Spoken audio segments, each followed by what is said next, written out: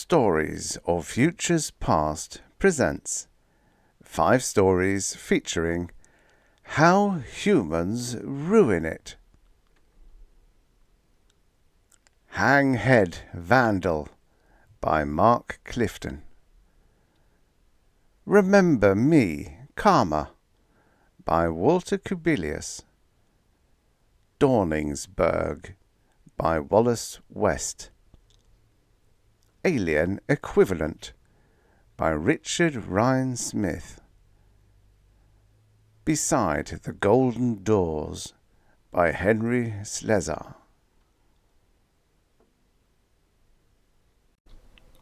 Hanghead Vandal by Mark Clifton. Originally published in Amazing Stories, April 1962. Narrated by Tom Trussel. On our abandoned Martian landing field, there hangs a man's discarded spacesuit, suspended from the desensitized prongs of a come-to-me tower. It is stuffed with straw, filched, no doubt, from packing cases which brought out so many more delicate, sensitive, precision instruments than we take back. None knows which of our departing crew hanged the spacesuit there, nor exactly what he meant in the act. A scarecrow to frighten all others away? More likely, a mere Kilroy was here symbol, defacing initials irresistibly carved in a priceless ancient work of art, saying, "I am too shoddy a specimen to create anything of worth, but I can deface. And this proves I, too, have been." Or was it symbolic suicide, a sense of guilt so overpowering that man has hanged himself in effigy upon the scene of his crime? Captain Layton saw it there on the morning of final departure, saw it, and felt a sudden flush of his usual stern discipline surge within him. All but formed the harsh command to take that thing down at once. Find the one who hanged it there. Bring him to me. The anger, the command, died together, unspoken. Something in the pose of the stuffed effigy hanging there must have got down through to the diminishing person inside the ever-thickening rind of a commander. The forlorn sadness, the dejection, and yes, he too must have felt the shame, the guilt which overwhelmed us all. Whether the helmet had fallen forward of its own weight because the Vandal had been careless in stuffing it with too little straw to hold its head erect, Vandals being characteristically futile even in their vandalism, or whether, instead of a supposed Vandal, this was the talent of a consummate artist moulding steel and rubber, plastic and straw into an expression of how we all felt. No matter, the result was there. The captain did not command the effigy be taken down. No others offered, nor asked if that might be his wish. Not even the ubiquitous ensign perpetually bucking for approval. So on an abandoned Martian landing field, there hangs a discarded spacesuit, the image of man stuffed with straw where heart and mind and soul was intended to be. At the time, it seemed a most logical solution to an almost impossible problem. Dr. Van Dam summed it up in his memorable speech before the United Nations. If he were visually conscious of the vault of face blurs in the hushed assembly, this lesser sight did not obscure his stronger vision of the greater vaulted mass of shining stars in black of space. He may not even have been conscious of political realities which ever obscure man's dreams. First, what he said would be weighed by each delegate in terms of personal advantage to be gained for his own status. Second, his words must be weighed again in terms of national interest. Third, what advantage could be squeezed out for their racial religious colour block?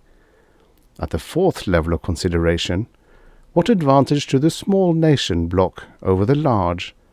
Or how would it enhance the special privileges of the large over the small? Down at the 5th level, could it preserve the status quo, changing nothing so that those in power could remain in power, while at the same time giving the illusion of progress to confound the ever-clamouring liberals? At the deep 6th level, if one ever got down that far, one might give a small fleeting thought to what might be good for mankind. If Dr. Van Dam even knew that such political realities must ever take precedence over the dreams of science, he gave no sign of it. It was as if all his thought was upon the glory of the stars and the dream of man reaching out to them. It was with the goal of reaching the stars in mind that he spoke. "We must sum up the problem," he was saying. "It is simply this. There is a limit to how far we can theorize in science without testing those theories to see if they will work. Sooner or later, the theorist must submit himself into the hands of the engineer, whose acid test of worth is simply this: does it work? We have always known that the Roman candles we are using for our timid little space flights can take us only to the nearest planets, for there is that inexorable ratio of time to initial thrust, that unless thrust continues and continues, the mayfly lifetime of man would expire many times over before we could reach the nearest star. Nor will our limited resources fuel iron engines. We must learn how to replenish with space dust gathered along the way. To have continuous velocity, we must have continuous nuclear power. To have continuous nuclear power, we must have more nuclear tests. Now we believe we know how to take not special ores, but ordinary matter of any kind, and convert it into nuclear power. We believe we can control this. We have this in theory, but the engineer has not tested it with his question, does it work? We cannot make these tests on Earth. For what if it does not work? We dare not use the moon. Its lighter gravity makes it too valuable a piece of real estate in terms of future star journeys. It will be a busy landing stage. We dare not contaminate it, nor risk destroying it. We have reached stalemate. On Earth and Moon we can go on no farther without testing. On Earth and Moon we dare not test. Some other testing area must be found. Our explorers have brought us conclusive proof that Mars is a dead world, a useless world in terms of life, useless too as a source of minerals, for our little Roman candles can carry no commercial payload, a useless world for colonization, with air too tenuous for human lungs and water too scarce for growing food. Humans must be housed in sealed chambers or constantly wear spacesuits. From all practical points of view, a worthless world. But invaluable to science, for there, without destroying anything of value to man, we can put our theories to test. We believe we can start a nuclear reaction in ordinary rock and dirt and keep it under control to produce a continuous flow of power. We believe we can keep it from running wild, out of control. If the innumerable tests we must run do contaminate the planet, or even destroy it slowly, our gain in knowledge will be greater than the loss of this worthless real estate. There was a stir in the assembly, something between a gasp of horror and admiration at the audacity of man sacrificing a whole planet to his knowledge. They had not known we were so far along the way. And then, on second thought, a settling back in satisfaction. It seemed a simple solution to an impossible problem, to take not only Van Dam's tests away from Earth, but all nuclear testing of every kind, to quell the fears and still the clamouring of the humanists who would rather see man stagnate in ignorance than risk the future to learn. At every level of political reality, this might turn to advantage. If there were any who still thought in such terms, it might even be good for mankind generally. "I am not mystic-minded," Vandal continued when the rustle and murmur had diminished, "but the convenience of this particular planet, located precisely where it is, far enough away that we must have made great progress in science to reach it, and close enough to be ready when we need it for further progress, this seems almost mystical in its coincidence. That for the ones who would have to go through the usual motions of obtaining higher power approval for doing what they fully intended doing all along. My question: shall the nations of Earth agree upon our use of this so convenient and otherwise worthless ready-at-hand stage placed right where we need it, waiting for us down through all the ages until we should be ready to make use of it?" Their ultimate response was favourable. Dr. Vandal did not mention, and being only politicians unable to see beyond the next vote or appointment, they did not ask. True, we do have a theory of how to start and continue the slow-burn nuclear conversion of ordinary rock and dirt to energy. What we do not have, as yet, is a way to stop it. We think that eventually future man will probably find a way to stop the process. We think slow burn will not speed up and run out of control to consume an entire planet before we have found a way to stop it. We think that future science may even find a way to decontaminate the planet. We hope these things. But we know that the science of nucleonics will be stillborn and stunted to grow no farther unless we go on testing. We convince ourselves that even if an entire planet is consumed, it is a worthless planet anyway, and will be worth it. Yet there was the usual small minority who questioned our right to destroy one of the planets of the solar system. There is always such a minority, and as always, the rest of the world, intent on turning what it intended to do anyway into the right thing to do, was able to shout them down. Anyway, the consequences were for future man to face. Or so we thought. I say we, because I was one of the members of Project Slow Burn. Not that I'm the hero. There wasn't any hero. Mistaken or not, it was conceived this wasn't one of those television spectaculars cooked up to convert science into public emotionalism. There was no countrywide search for special photogenic hero types to front the project.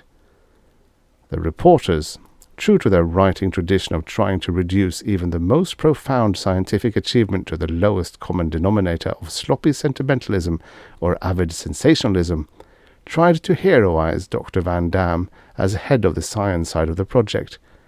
But he wasn't having any. "Don't you think, gentlemen," he answered them with acid scorn, "it is about time the public grew up enough to support the search for knowledge because we need it, rather than because they'd like to go to bed with some handsome brainless kook you've built up into a hero?" This response was not likely to further the cause of journalism. They tried to lionize Captain Layton as head of the transport side of it, but his remarks were even more unprintable. They never got down far enough through the echelons of status to reach me. I was Chief of Communications, which is just another way of saying I was a television repairman with headaches. Not that it would have done them any good. There isn't one thing about me that fits the sentimental notions of what a hero should be. I'm not even a colourful character. If I am expert in my job, it's only because I learned early what any lazy man with an ounce of brains also learns, that life goes easier for the expert than for the ignorant, which is not exactly the hero attitude the public likes to hear, but true all the same. I did have an advantage which qualifies me to tell this tale. Supervision, nowadays, sits on its duff in an office surrounded by television monitors showing them every phase of their responsibilities, and punches buttons when some guy tries to goof off or starts lousing up the operation. Somebody has to maintain the system and check the same monitors. I saw everything of importance that happened. That's the only way I come into the yarn at all. I didn't start out a hero type. I didn't turn into one. I just watched what happened, and I got sick at my stomach along with everybody else. And now I slink away, sick and ashamed, and not understanding even that, along with the rest. Not heroes, no, none of us. From the first, this was intended and conducted as a genuine scientific project, a group effort, with each man's ego subdued and blended in to serve the needs of the whole. No special heroes emerging to show up the rest of the dopes. None of the usual stuff of romantic fiction was supposed to happen. Those unusual dangers, horrible accidents, sudden frightful emergencies so dear to the little sadistic hearts of readers and viewers.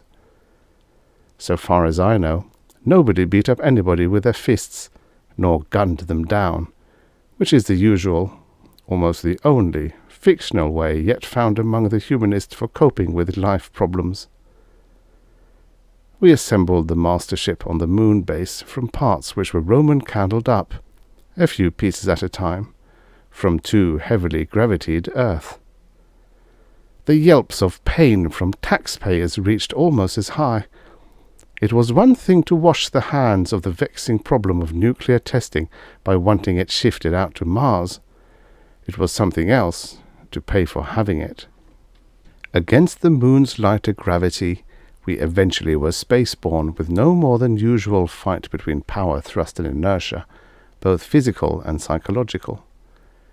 Without touching that precious reserve of fuel which we hoped would bring us back again, we were able to build up enough speed that it took us only a month to reach Mars.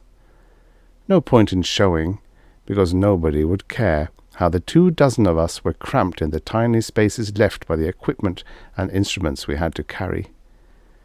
Construction and maintenance had done their job properly, and for once, inspection had actually done its job too.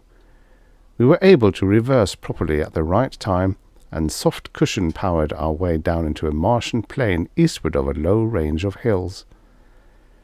Surely everybody has watched the documentaries long enough to have some idea about the incredibly hostile surface of Mars, the too thin air which lets some stars shine through even in daytime, the waterless desert, the extremes of temperature, the desolation. Ah, the desolation. The terrifying desolation. Moon's surface is bad enough, but at least there is the great ball of earth seeming so near in that airless world that one has the illusion of being able to reach out and almost touch it. Touch home. No home is still there. Imagine he can almost see it. See that little tip of land there on the east coast of the North American continent? That's where I live. Yeah, somebody answers. And who is that guy walking through your front door without knocking while you're away? Sometimes it seems that close. On Mars, Earth is just another bright spot in the black night sky, so far away that the first reaction is one of terrible despair, the overpowering conviction that in all that vast hostility a man will never more see home, nor know again the balmy twilight of soft moist summer, nor feel the arms of love. Explorers had not lied. Nothing, anywhere, could be more worthless to man than the planet Mars. Worthless, except for the unique purpose which had brought us here. We dug in beneath the surface. Now surely again, everyone has seen enough of the documentaries that it is unnecessary to show us digging out our living quarters and laboratories beneath that merciless plain. We used the displaced powdered rock to form a crude cement, not long-lasting, but adequate for the time we would be there. With it, we surfaced over our living area. This was not so much to provide a landing field, since most of our journeying would be in individual jet-powered spacesuits, but to help ensure against any leakage of air if our inner seals cracked, to help seal out the killing radiation we intended to let loose. That too. We erected come-to-me towers at each elevator which would lower spacesuited men to lower levels where they could go through locks to reach their quarters. one come-to-me tower for each half-dozen men tuned to the power source of their suits, to bring each man safely back as truly as a homing pigeon, to guarantee against becoming lost on that hostile planet, and, in emergency, should one arise, to see that no panic mob ganged up at one lock and died waiting there for entrance to safety while other locks remained idle, the human way of doing things under stress. We had to finish all that in the first few weeks before any nuclear tests could be started. Anybody whose notions of science are derived from white-frocked actors in television commercials hasn't the vaguest idea of how much back-breaking physical work at the common labour level a genuine scientist has to do. There was some emotional relief once we had dug in and sealed out the awful desolation of an uncaring universe. This is the hardest part of reconciling oneself to the science attitude. More comforting to believe even that the universe is hostile than to admit that it simply doesn't care about man one way or another. In our sealed quarters, we might briefly imagine ourselves working in an air-conditioned laboratory back home. It helped. It certainly helped. Not that I've seemed to find time for more than exhausted sleeping there. To see what would be going on at the various field sites where tests were to be run meant the cameras had to be installed at those spots.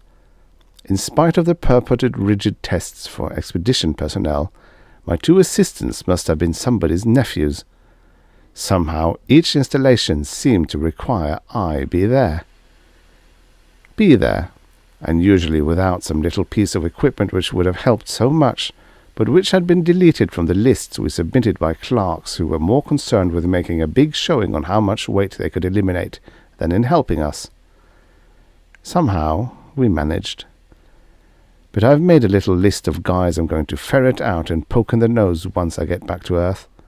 Maybe those Hollywood producers who think the only way to solve a problem is to beat up somebody or gun him down have something after all. Right on top of that list, in big bold letters, is the spacesuit designer who thinks a man can handle the incredibly fine parts of miniaturized electronic equipment with those crude instruments they give us to screw into the arm ends of spacesuits. Somehow we managed. Somehow, out of chaos, order came. Somehow tests got made. Sometimes the theories worked. Sometimes, more often, there was only the human sigh, the gulp, the shrug, and back to the drawing board. Big surprise at the end of the first 3 months. A supply ship landed. Mostly food and some champagne yet. Stuff the folks back home thought they'd like to have if they were out here. Even some pin-up pictures, as if we weren't already having enough trouble without being reminded. But none of the equipment we'd radio for, in case the taxpayers could forego a drink and a cigarette apiece to raise money for sending it. The public couldn't understand our need for equipment, so they didn't send any. Miracles aren't supposed to need any equipment or effort. They just come into being because people want them. The packages of home-baked cookies were welcome enough after a diet of hydroponic algae, but I'd still rather have had a handful of miniature transistors. Some of the guys said they'd have been willing to substitute their cookies for an equal weight of big, buxom blonde, but that's something the cookie bakers probably preferred not to think about. The little 3-man crew of the supply ship, as they were taking off for their return journey, promised they'd tell 'em what we really wanted when they got back, but I doubt the message ever got broadcast over the home and family television sets. Anyway, scientists are supposed to be cold, unfeeling, inhuman creatures who wander around looking noble, wise, and above it all. In the beginning, I'd thought that once I'd got the heavy work of installation completed, I could do a little wandering around, looking wise and noble myself. No such luck. I'd no more than get set up to show one experiment, and it was over, and I'd have to dismantle, move, and set up for another. We'd thought the lighter gravity of Mars, 38%, would make the labour easy. But somehow there was still lifting, tugging, pulling, hauling, cursing. But then, nobody wants to hear how the scientist has to work to get his miracle. The whole essence of the illusion that miracles can be had without work is that all one needs is to wish. All right, so we'll get to the miracle. Now we were finally ready to get down to the real test, the main reason for our coming out to Mars, Project Slow Burn. Vandal chose a little pocket at the centre of that little cluster of hills to our west, that little cluster of hills everybody has seen in the pictures radioed back to Earth. We didn't know it at the time, but that little cluster of hills was causing quite an uproar among archaeologists back home. No archaeologists had been included in the expedition, and now they were beating their breasts that from the pictures those hills looked mighty artificial to them. There was too much of a hint that the hills might once have been pyramids, they said, incredibly ancient, perhaps weathered down eons ago when the planet was younger, before it had lost so much of its atmosphere, but maybe still containing something beneath them. We didn't hear the uproar, of course. Administration deemed it unnecessary for us to bother our pretty little heads about such nonsense. In fact, the uproar never got outside the academic cloister to reach the public at all. Administration should have listened. But then, when does man listen to what might interfere with his plans to spoil something? We got all set to go in that little pocket at the centre of the hills. The spot was ideal for us, because the hill elevations gave us opportunity to place our cameras on their top to focus down into the crater we hoped would appear. The whole ring of cameras was demanded, as if the physicists shared too much of the public's attitude, and all I needed to produce enough equipment was to wish for it.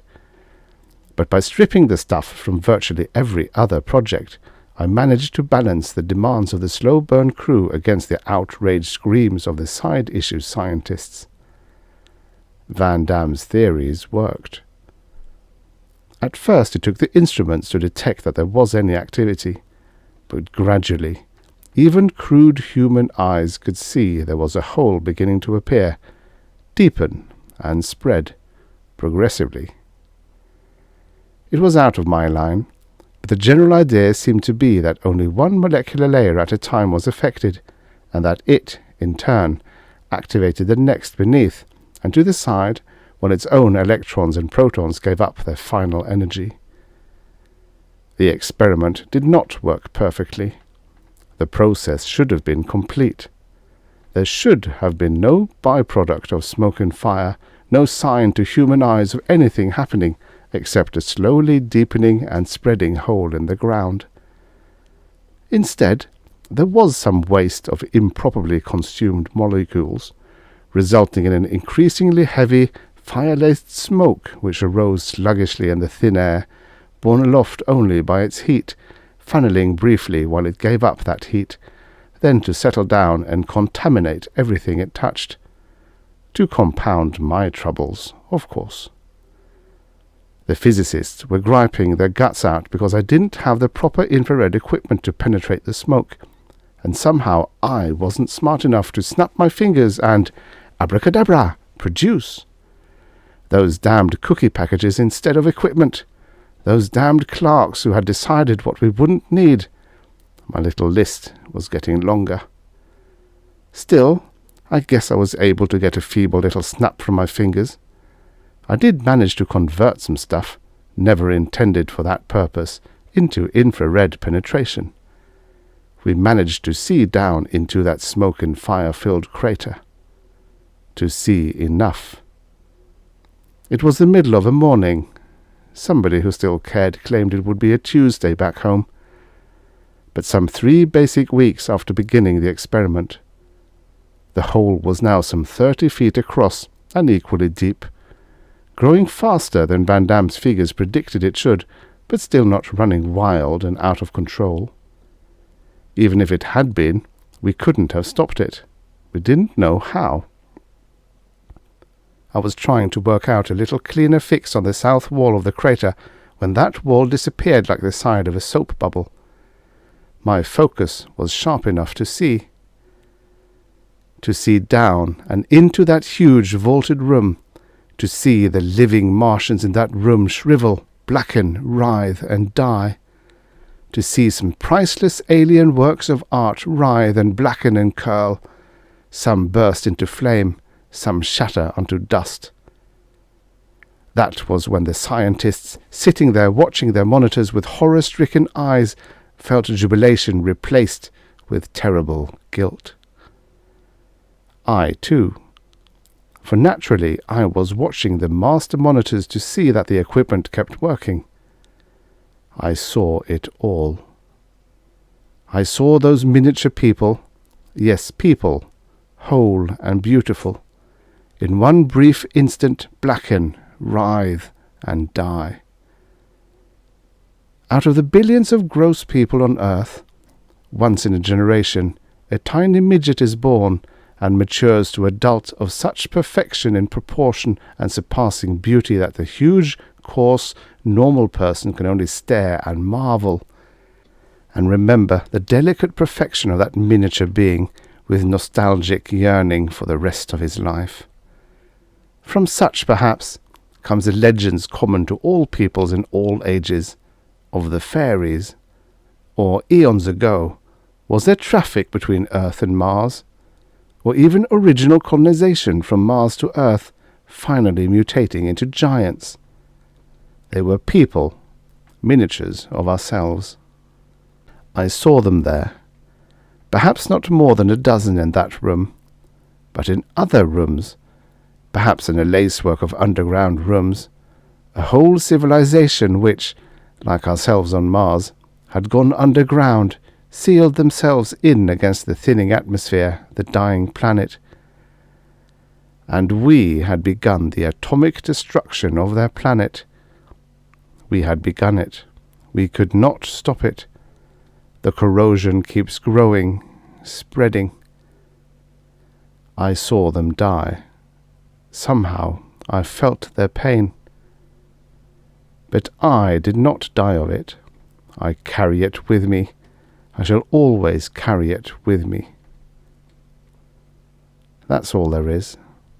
In years to come, people on Earth, people who did not see what we saw, did not feel the pain and guilt we felt, will wonder at our behavior following that. Oh, there is much to wonder. If there is a civilization, where does their food come from? If they are able to convert rock to food, why are they not able to stop the atomic destruction of their planet we have started? And if they are able to so fill us with their own grief for what we have done that we can think of nothing but to slink away, like whipped curs caught in vandalism, why didn't they do this before we started the fire we cannot stop? Oh, there is so much unanswered. People will wonder that we simply abandoned most of our equipment, the very project itself, that for a sick hour we watched, then with one accord, without anybody making the decision, we began to withdraw and start for home. Like small boys thinking only to vandalize a schoolhouse in their savage glee, discovering it is a shrine. Or perhaps in time we can rationalize it all away, perhaps so soon as during that long journey back. It wasn't our fault, we shall begin to say. They were as much to blame as we. Sure they were. More to blame. They were more to blame than we. Why didn't they come out of their holes and fight us? With their fists if they didn't have any guns. Any red-blooded, Amuri, well, whatever they are, ought to have enough guts to come out and fight, to defend home, flag and mother. We'll probably get around to that. It's a normal attitude to take after vandalism. It's the human way. But as of now, our only thought is to slink away. On our abandoned Martian landing field, there hangs a man's discarded spacesuit, suspended from the desensitized prongs of a come-to-me tower. It is stuffed with straw, filched, no doubt, from packing cases which brought out so many more delicate, sensitive, precision instruments than we take back. although we have not been entirely irresponsible in our headlong flight back home. We do bring back some of what we took out, the more valuable of the instruments. We have been most selective in this. The only coarse, insensitive, unfinished instrument we bring back is man.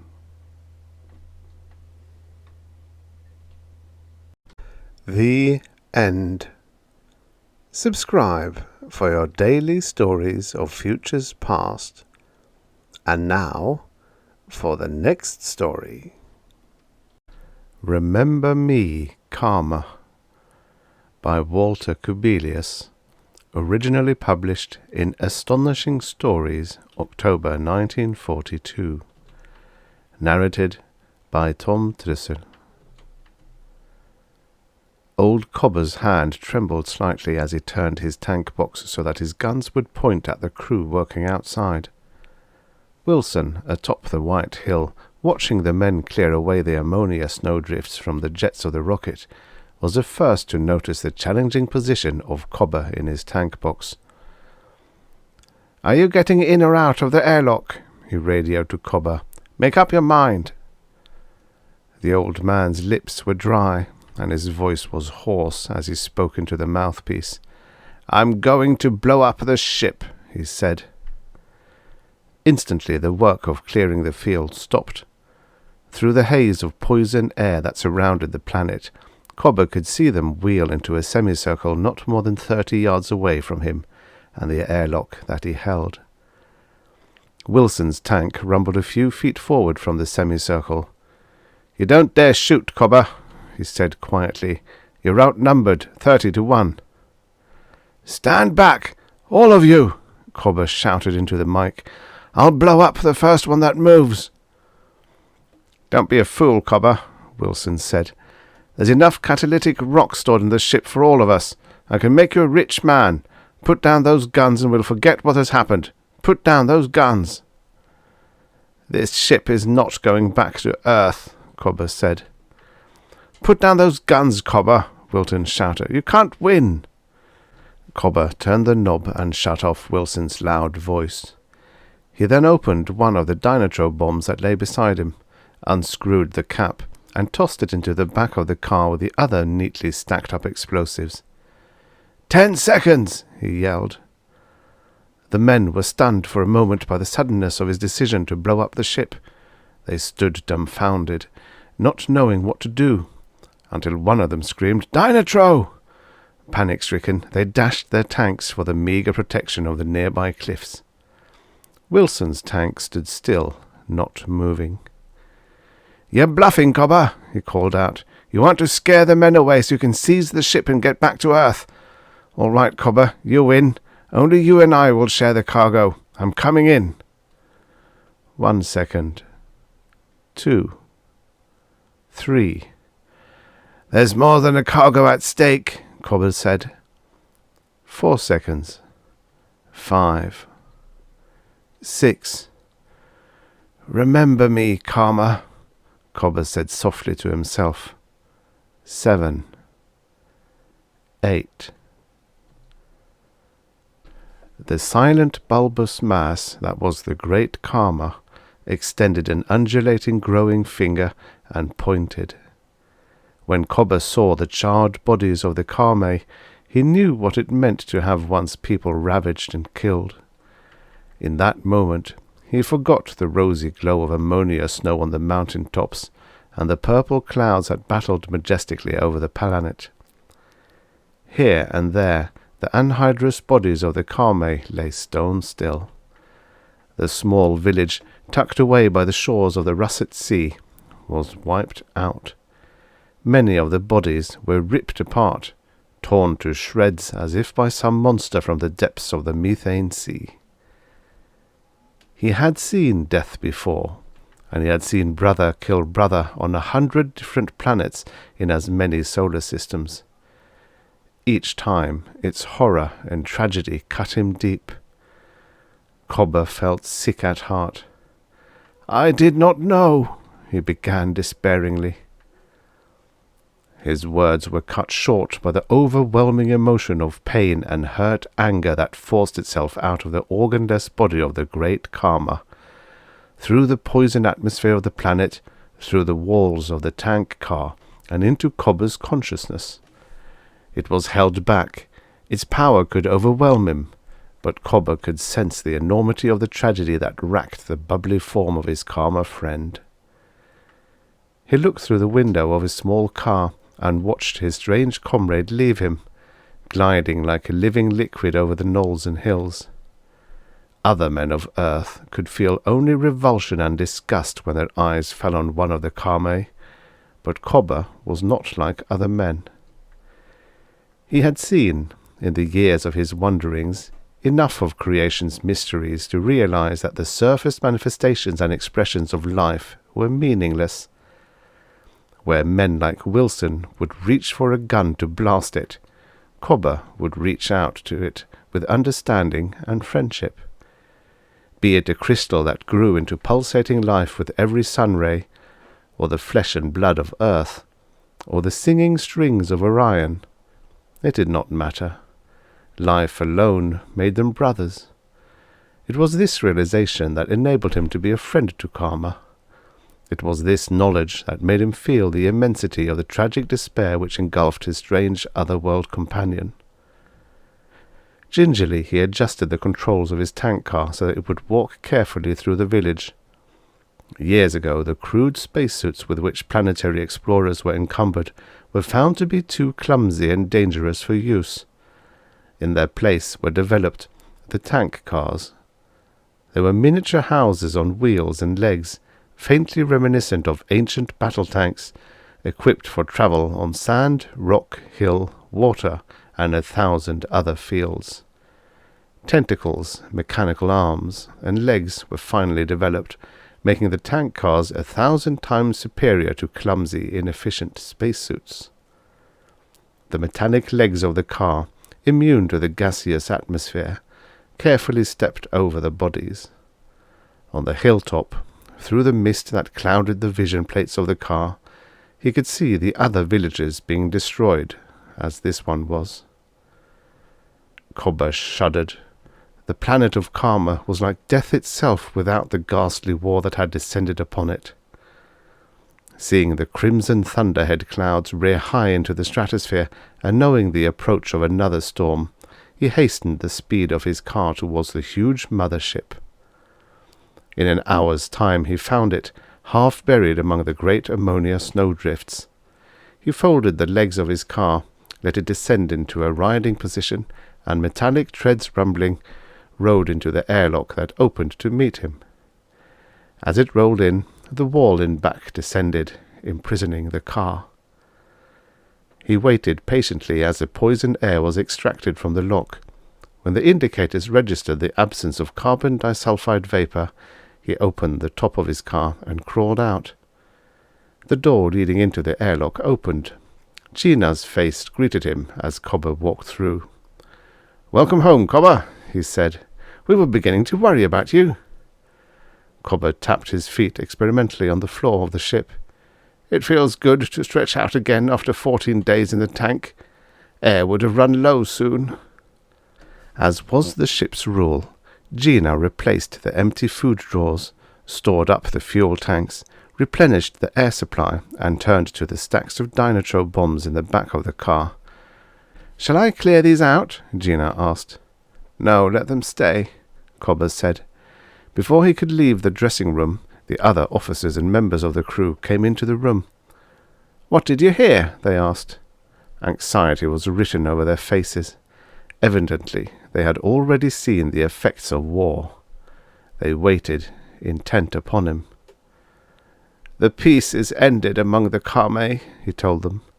"Is it nation against nation?" "No, they have not developed as far as that.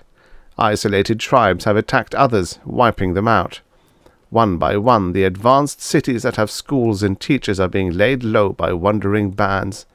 I saw some of the ruins." He broke off, and as if seeing them again in his mind, said, "Old and young, burnt-out bodies buried in snowdrifts. No prisoners. Savage war. "Barbarians," Gina said. "Teachers of barbarians," Cobber said, looking at the men under his command. "They were shown how they might pillage one another in order to bring catalytic to us for trade. Who else would teach them?" "I left explicit orders," he said angrily, walking back and forth among them, "to give only machinery and gas-proof metals in exchange for their catalytics. I said there was to be no interference with the private life of the Kame. Why was I disobeyed?" he demanded. "Who told you to change the trade agreements that I had prepared?" When no answer came, he looked at his assistant officer. "You, Gina, who handled the trade accounts with the Kame?" "Wilson, sir." Cobber swore, brushed past his men, and made his way to the private quarters of Fogarth Wilson. Several of the men moved as if to stop him, but none dared. In the event of a quarrel between the man who ran the ship and the man who owned it, it was best to stay neutral. Wilson was yawning lazily as Cobber walked in. "Hello, Cobber," he greeted casually. "I was afraid your Kame friends might have kept you. What did you find out?" Cobber's voice shook. "You broke the trade agreement." Wilson looked up at him and saw the anger in his eyes. He got up from his bed and walked across the narrow room and stood next to the older man. "Did you see the storeroom?" he demanded. "It's 1/3 full. 1/3 full after 2 weeks of trade. We were here 6 months and got only a 1/4 ton of catalytic for the power machines of Earth. In 1 day I purchased more than you could buy in a month."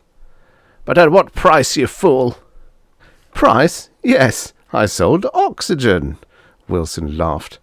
"What did you offer them, Cobber? Books and machinery. Books for a savage king, and machinery for fools. I gave them what they wanted. Pure oxygen." Cobber prayed for the strength of a man 20 years his junior, but his weak and old hands would prove of little value against the youthful strength of Wilson. "Oxygen. In an atmosphere of carbon disulfide and methane, you sell them tanks of oxygen." "Yes." "You know what you sell the Kame?" Cobber asked, gripping him by the shoulders. "Death! A single spark, one rock striking another, a simple stroke, and that oxygen becomes a bursting, fuming flame. In this atmosphere it is worse than the most powerful dynamite. Whole villages have been wiped out. Entire cities have been burned to the ground by your oxygen. You showed them how to use it. You made flamethrowers. You showed them how to kill one another to bring you more catalytics for more weapons." "Why not?" Wilson demanded. "I sell them what they want. Weapons of war. In selling it, I've made enough to outfit a new ship and a new captain." Cobber looked again at the man he hated.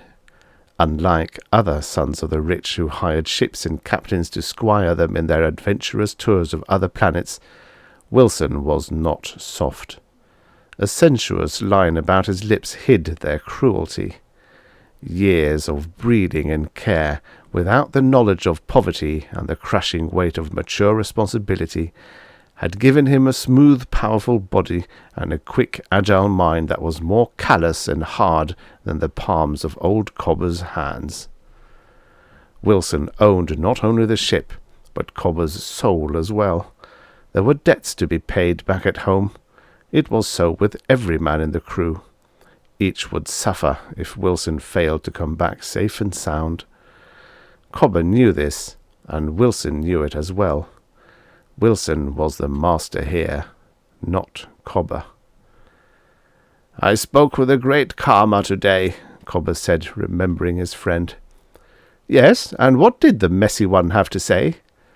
"The learned men of the villages, the educated ones, want revenge for the breaking of our trading treaties. They will attack us. They will break off all relations with Earthmen forever unless—" "Unless what?" "Unless I surrender you to them." There was the beginning of a smile on Wilson's lips. It stayed there grimly as he watched indecision, hesitation, and conflicting emotions battle in Cobber's eyes. "You wouldn't dare," he whispered softly. "In fact," he added, smiling as a thought gave him reassurance, In fact, you couldn't." He tried to smile again, but this time found little weakness in Cobber's eyes. "The whole future of Karma's contact with the earth depends upon me now," Cobber told him, stepping back a foot and then drawing his ancient revolver from his hip pocket. Wilson looked at the gun calmly. "You're a fool, Cobber. A doddering old fool," he said. "If you had done your work as captain without interfering with me, I could have made you a rich man." As he talked, he gestured with his hand. With a swift, sudden movement, he slapped the gun from Cobber's grip, grasped the old man by his neck, and turned quickly, flinging Cobber against the wall. There was a dull thud as Cobber collapsed in a crumpled heap. Wilson switched on the call board. "Attention! All officers please report to my quarters immediately. Wilson speaking, that is all." Turning it off, he came back again to the slowly rising Cobber. "You're finished," he said. "Finished!" The men drifted in one by one. When all had assembled, facing Wilson and Cobber, the younger man spoke. "In view of the critical situation now facing us and the imminence of an attack by the savage Kame, I have deemed it advisable to make some changes in the commanding personnel of my ship. With due respect for his splendid accomplishments in the past, I now relieve Cobber of his duties as commanding captain of this ship. He will henceforth function as second assistant navigator. Commanding Captain Gina, you will carry on." Cobber ripped off the single star that emblazoned his sleeve and gave it to Gina.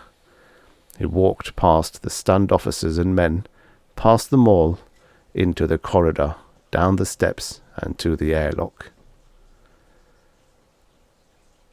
The raging storm above had died. At times a lonely star peered through crimson clouds, and then, as if frightened at the sight, disappeared from view. White flakes, so reminiscent of snow on earth, settled softly upon the planet. From time to time he would brush the windows of his tank box and peer out to watch for the approach of his friend. He saw him, a white globule-like mass, slithering over the rolling hill and coming toward him. He raised one of the arms of the car in recognition. Instantly a grey finger extended from the bulbous mass in answer. The strange being was standing beside the tank box that enclosed Cobber.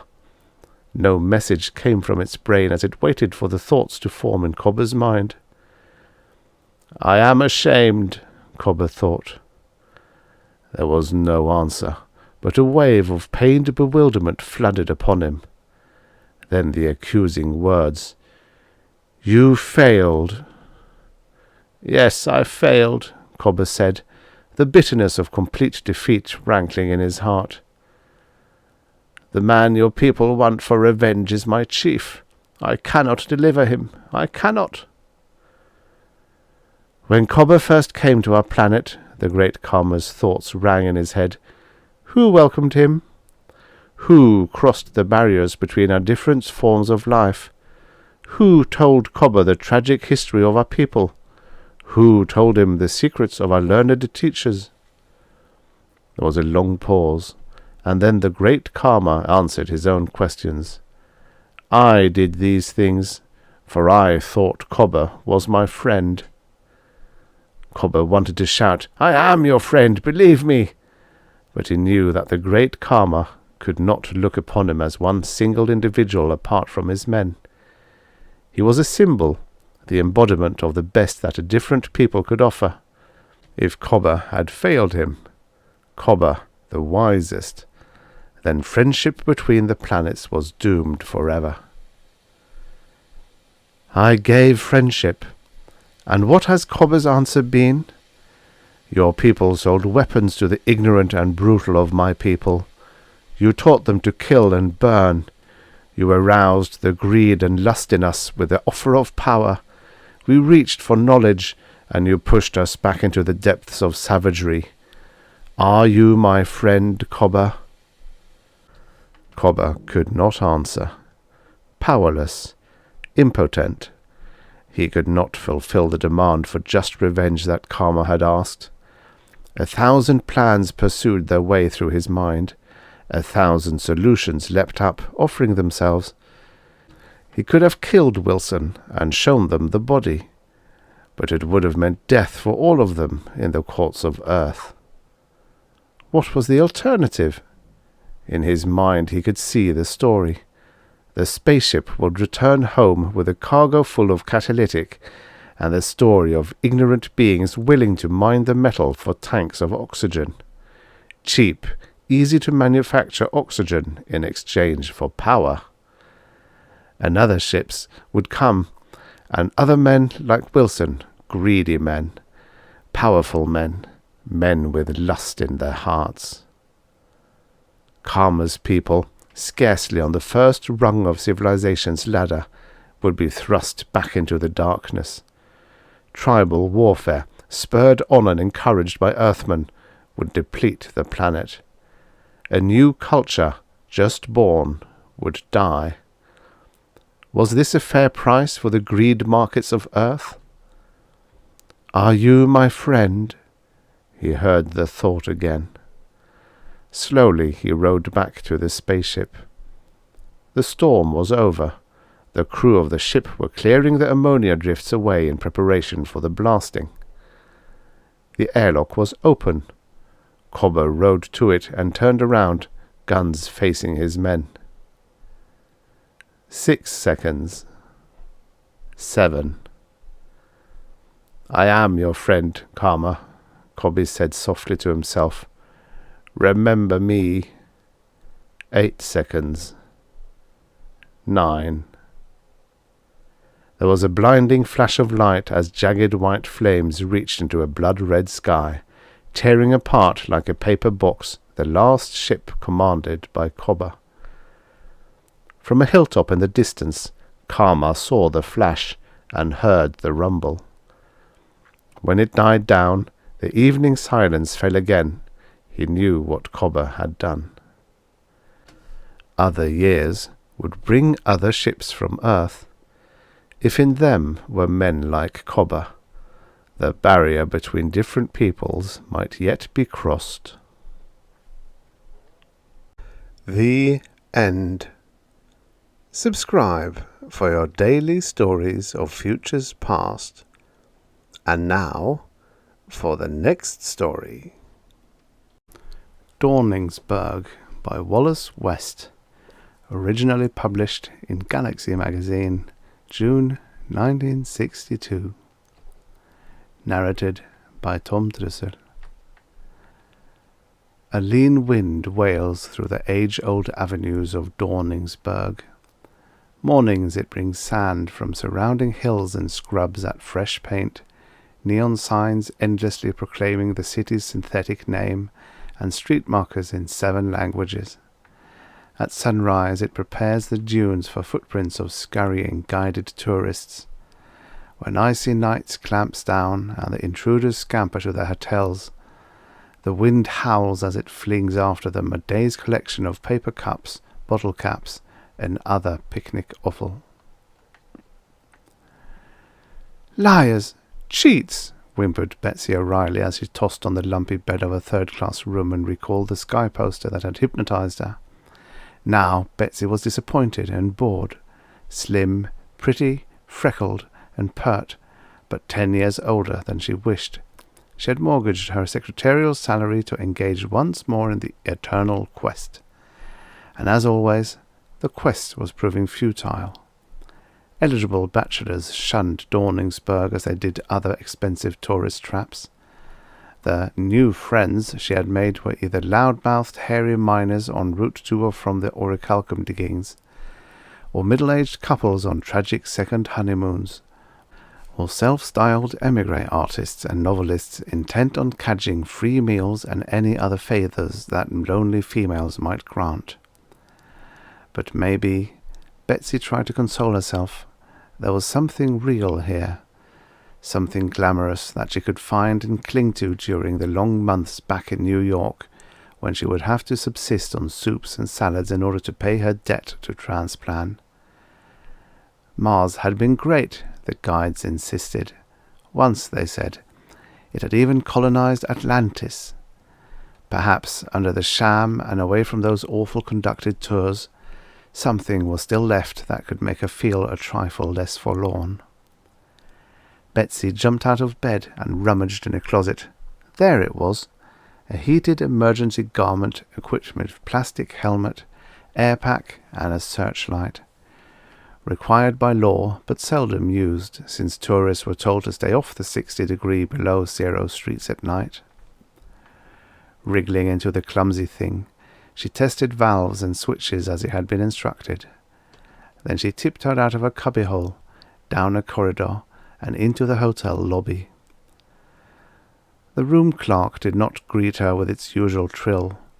A robot built on Earth as a stand-in for one of the vanished Martians. It had turned itself off when the last tourists left the dining room for their beds. But how lifelike it still looked, balancing on a perch behind the ornate plastic desk. And how human, too, despite the obviously avian ancestry of the race it mimicked. What was it the guides had said about the way in which all intelligent life forms so far discovered closely resembled one another? Why, even artificial Martians made the average human look drab and clumsy. Betsy circled the over-decorated room like a shadow and pushed against the street door. Escaping air whistled through the crack. "Miss," squawked the clerk, triggered alive by the noise. "Don't!" She was outside by then, and running through the crazy half-light thrown by Mars's nearer and farther moons. Wind howled and tugged at her. Cold turned the breath from her helmet vent into snow. When no pursuit developed, she stopped, gasping, before one of the open-air shops she had toured that afternoon. 5 Martians bent stiffly over the lathes and other machines, just where they had stopped after the last visitor departed. Hoarfrost mottled the leather harness, the downy red skins and the scars on their shoulders where atrophied wings had supposedly been amputated. No breath came from their nostrils. How cold and small they looked. On impulse, she approached briskly. "Yes, miss," the robot proprietor unclicked as automatic relays turned on. It came forward with a grimace meant to represent a smile. "You're out very late. What may I show you?" His voice was like a rusted bird-song. "Tell me," said she, "what the Martians really made here." "Why, we design jewellery, miss. I have some nice—" No, she interrupted. "What did the real Martians make here? Surely not junk jewellery for tasteless tourists. Something beautiful, it must have been. Wind bells? Dreams? Snowflakes? Please tell me." The robot twittered and flinched like a badly made toy. "I do not understand," it ventured at last. "I am not programmed to answer such questions. Perhaps the guides can do so. Now may I show you?" "Thank you, no." She touched the thing's cold 6-fingered hand with quick compassion. "But I'll ask the guides. Good night."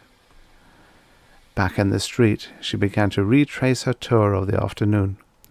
Here was what the guide had called a typical home.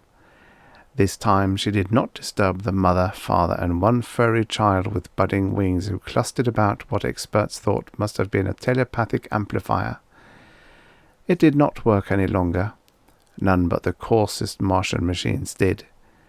Yet the frost-rimed robots sat stiffly enchanted before it, as they would do until the sun rose and tourists resumed their endless tramp. The day's last, she noted, had left an empty pop bottle in the mother's lap. Farther on, she met a policeman, resplendent in metal harness, leaning forlornly against an anachronistic lamp-post. Some late-prowling jokester had stuck a cigarette between its still lips. Surely not policeman here. She looked up at the fairy towers that laced the stars. Surely not in this grave place. It must be one of those human touches introduced by Transplanetary to make tourists smile and feel superior. Nevertheless, she removed the cigarette and ground it under her heel. After walking half a mile through the sand-whipped night, Betsy paused before a structure of translucent spires and flying buttresses where a library had once been housed. No robots were on duty there, and no serious attempt had been made at restoration. No Champollion had appeared in the early days of exploration to decipher some Martian Rosetta Stone, and by now the historical record had been hopelessly scrambled by souvenir hunters. But that didn't matter really, they said.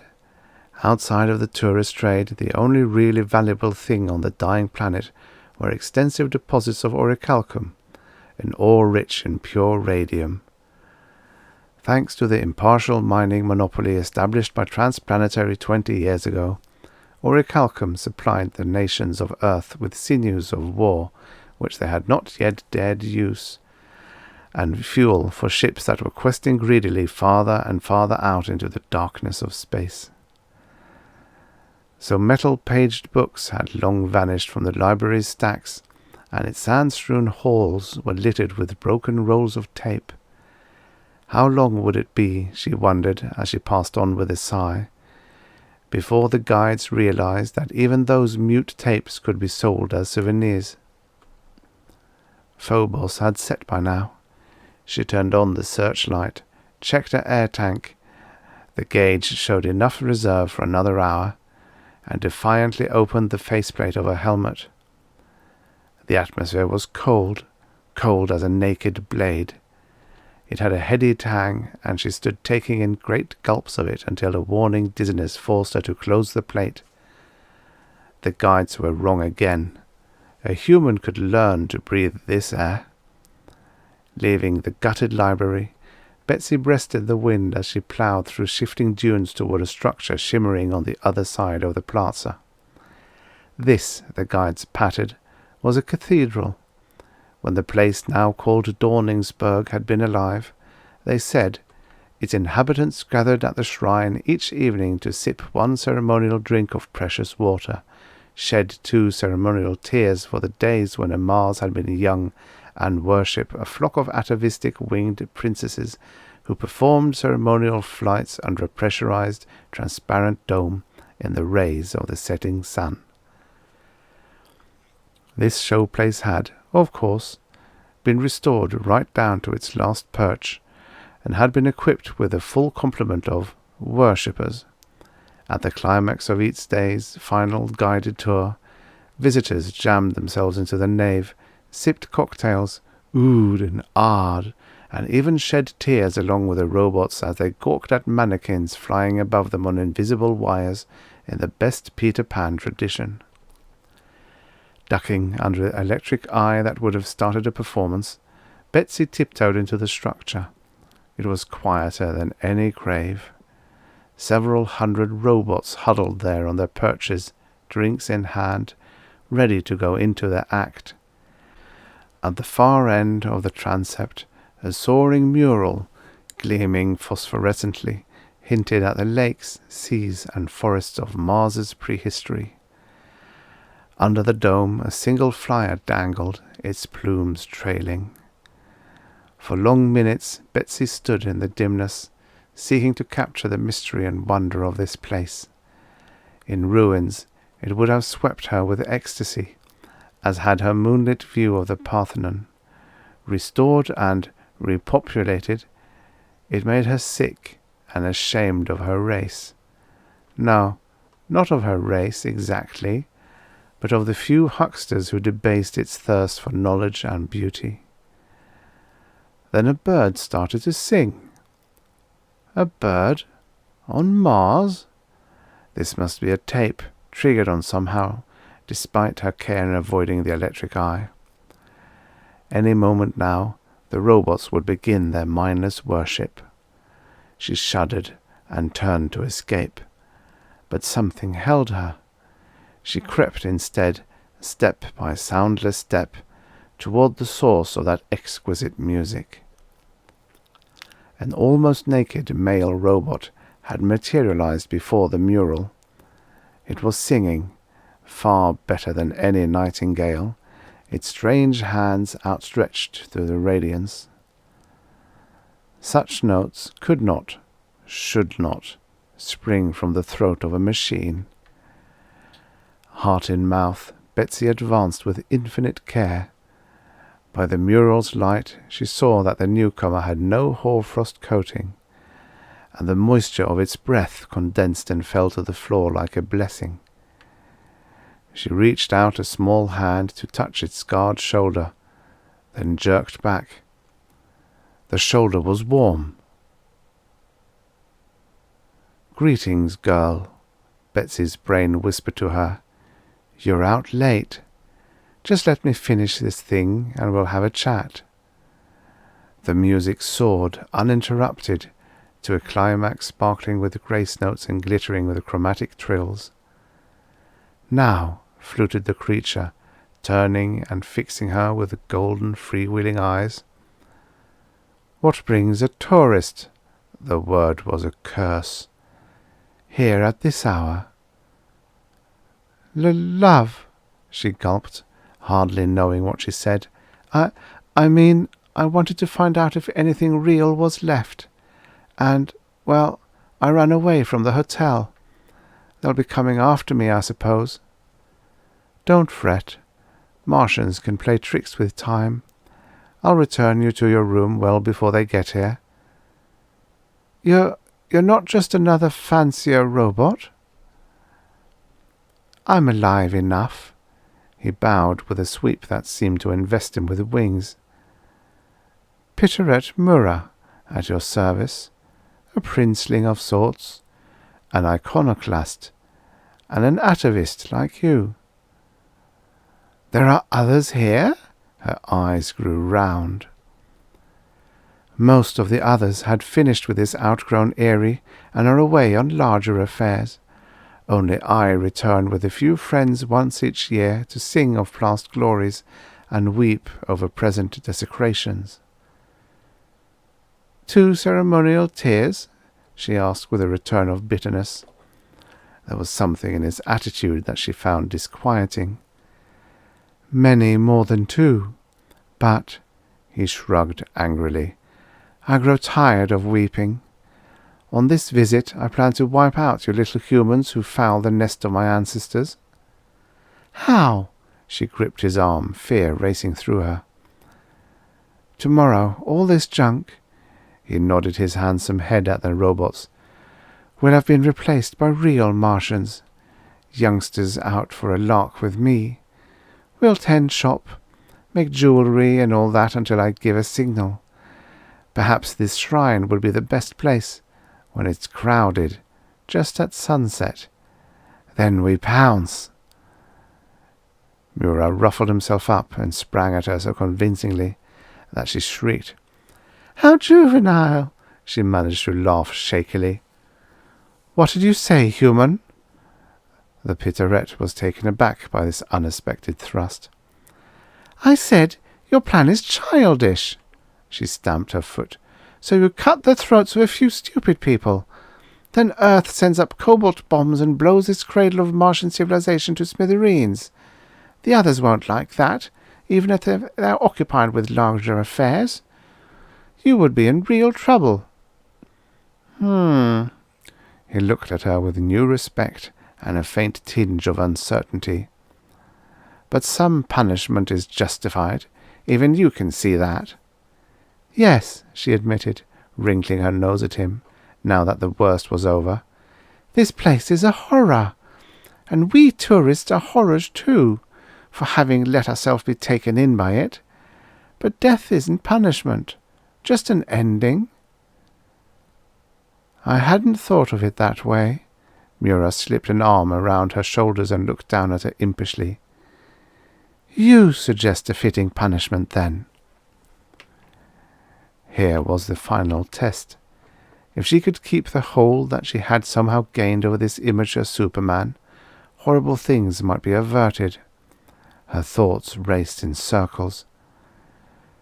"Martians can play tricks with time?" she asked at last.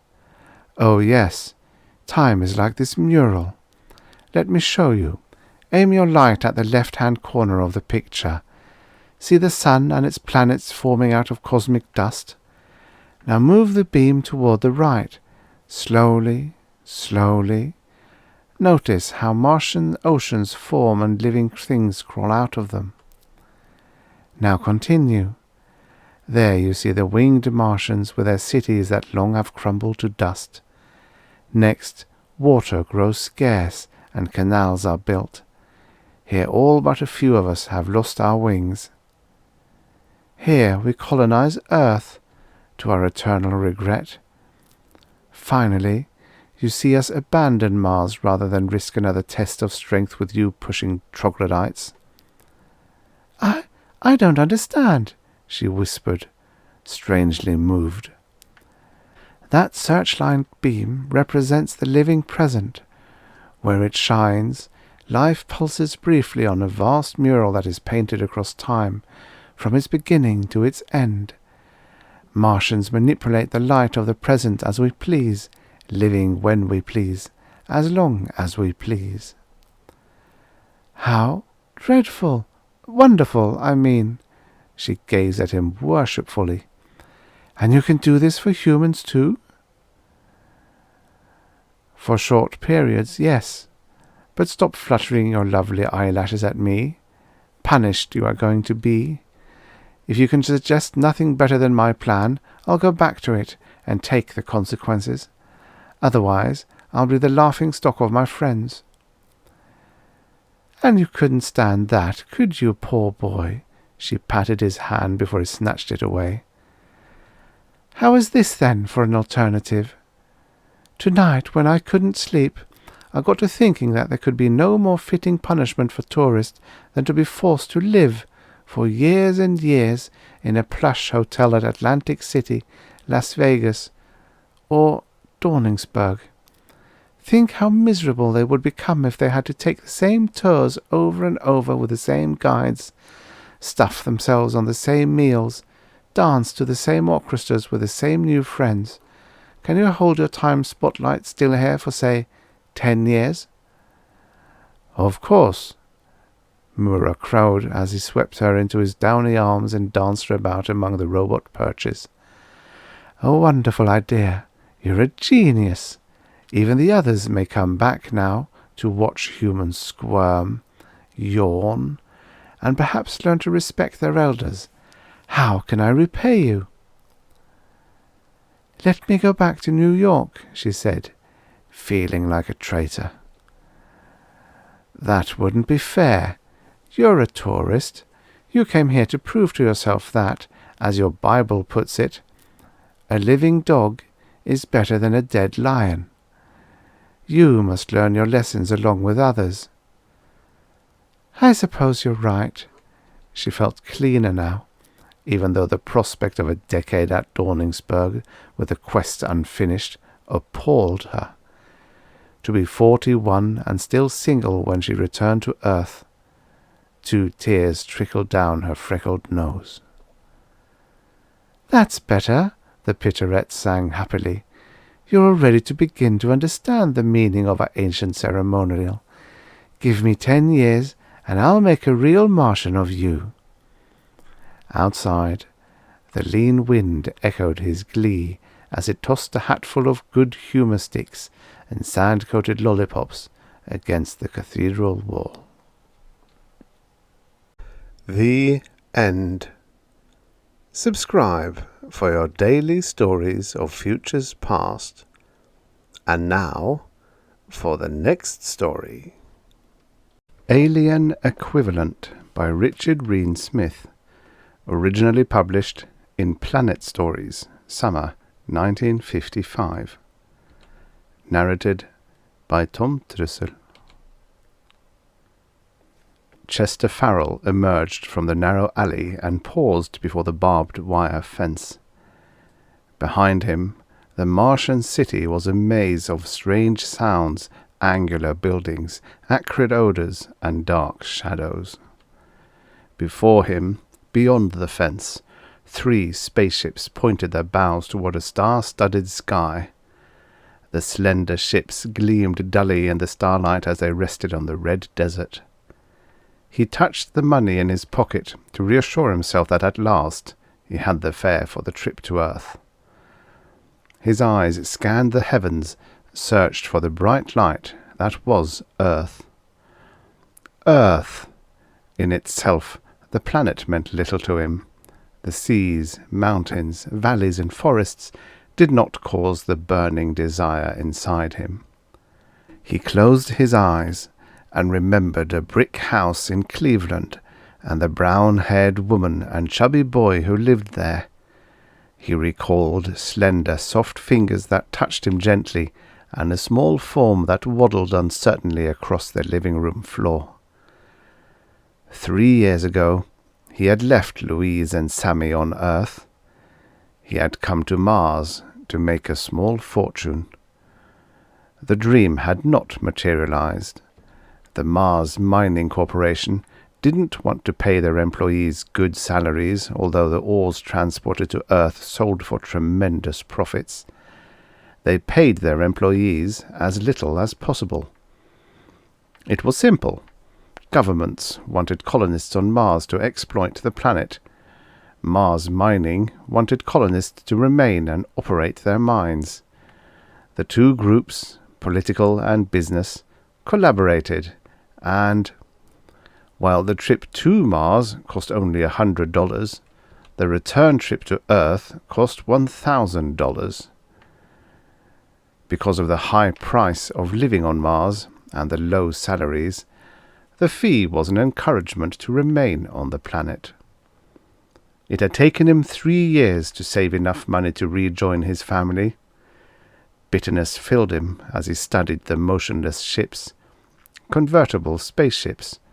The bulkheads inside the hull were collapsible, and the space in the ship was constantly adjusted into different-sized storage holes and passenger compartments. During the voyage to Earth, he would be the only passenger and would occupy a coffin-like compartment. Every other available foot of space would be filled with valuable ores. When the ship returned to Mars, the passenger compartments would be spacious, luxurious, and comfortable. They would be filled with hundreds of propaganda-fed, eager colonists who were unaware of the economic trap before them. As he turned and followed the fence towards the spaceport's office buildings, he heard the faint sounds behind him. A whisper of movement across the red sand. An animal? He glanced uneasily at the tiny lights from the office buildings. In the thin atmosphere, light carried a long distance and was deceptive. The lights seemed near, but he knew he still had a 15-minute walk ahead of him. Once more he heard the indefinable sound behind him. His imagination? A Martian? An Earthman, the sound of harsh breathing informed him.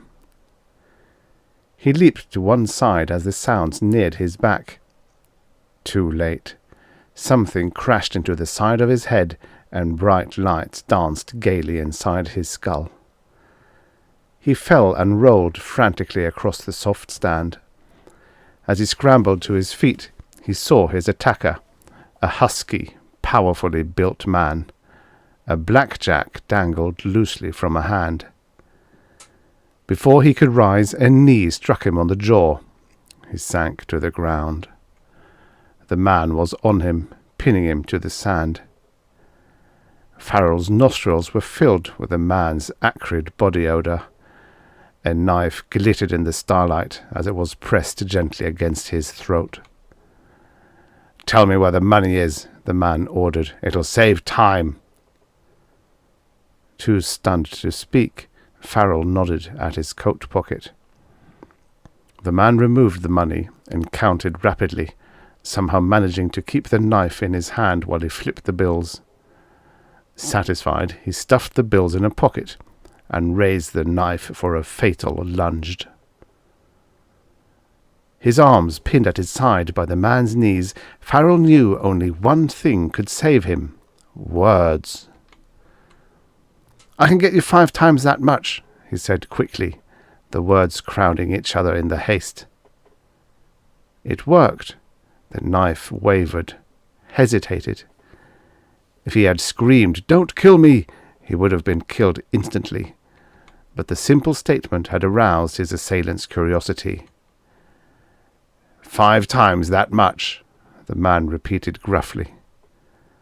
Phobos, the largest and closest of the 2 moons, moved visibly across the dark sky. Suddenly, they were no longer in the shadow of a building. Moonlight flowed across the man's face, and for the first time he saw his features. He looked up at a rough, almost brutal face with thick lips, fierce eyes, blunt, broken nose, and bushy eyebrows. $5,000, Farrell confirmed. Where? Dankor City. You've heard of a Martian game called Rakal? He frowned. Yeah, I've heard of it. I've also heard Earthmen don't win very often. I won, Farrell told him. 5,000. I spent most of it, but I saved the 1,000 to go back to Earth. If you don't kill me, I'll win 5,000 for you. His adversary grinned wryly and lowered the knife towards Farrell's throat. This sounds like a trick. Trick? How can I trick you? Dankor is off limits to Earthmen.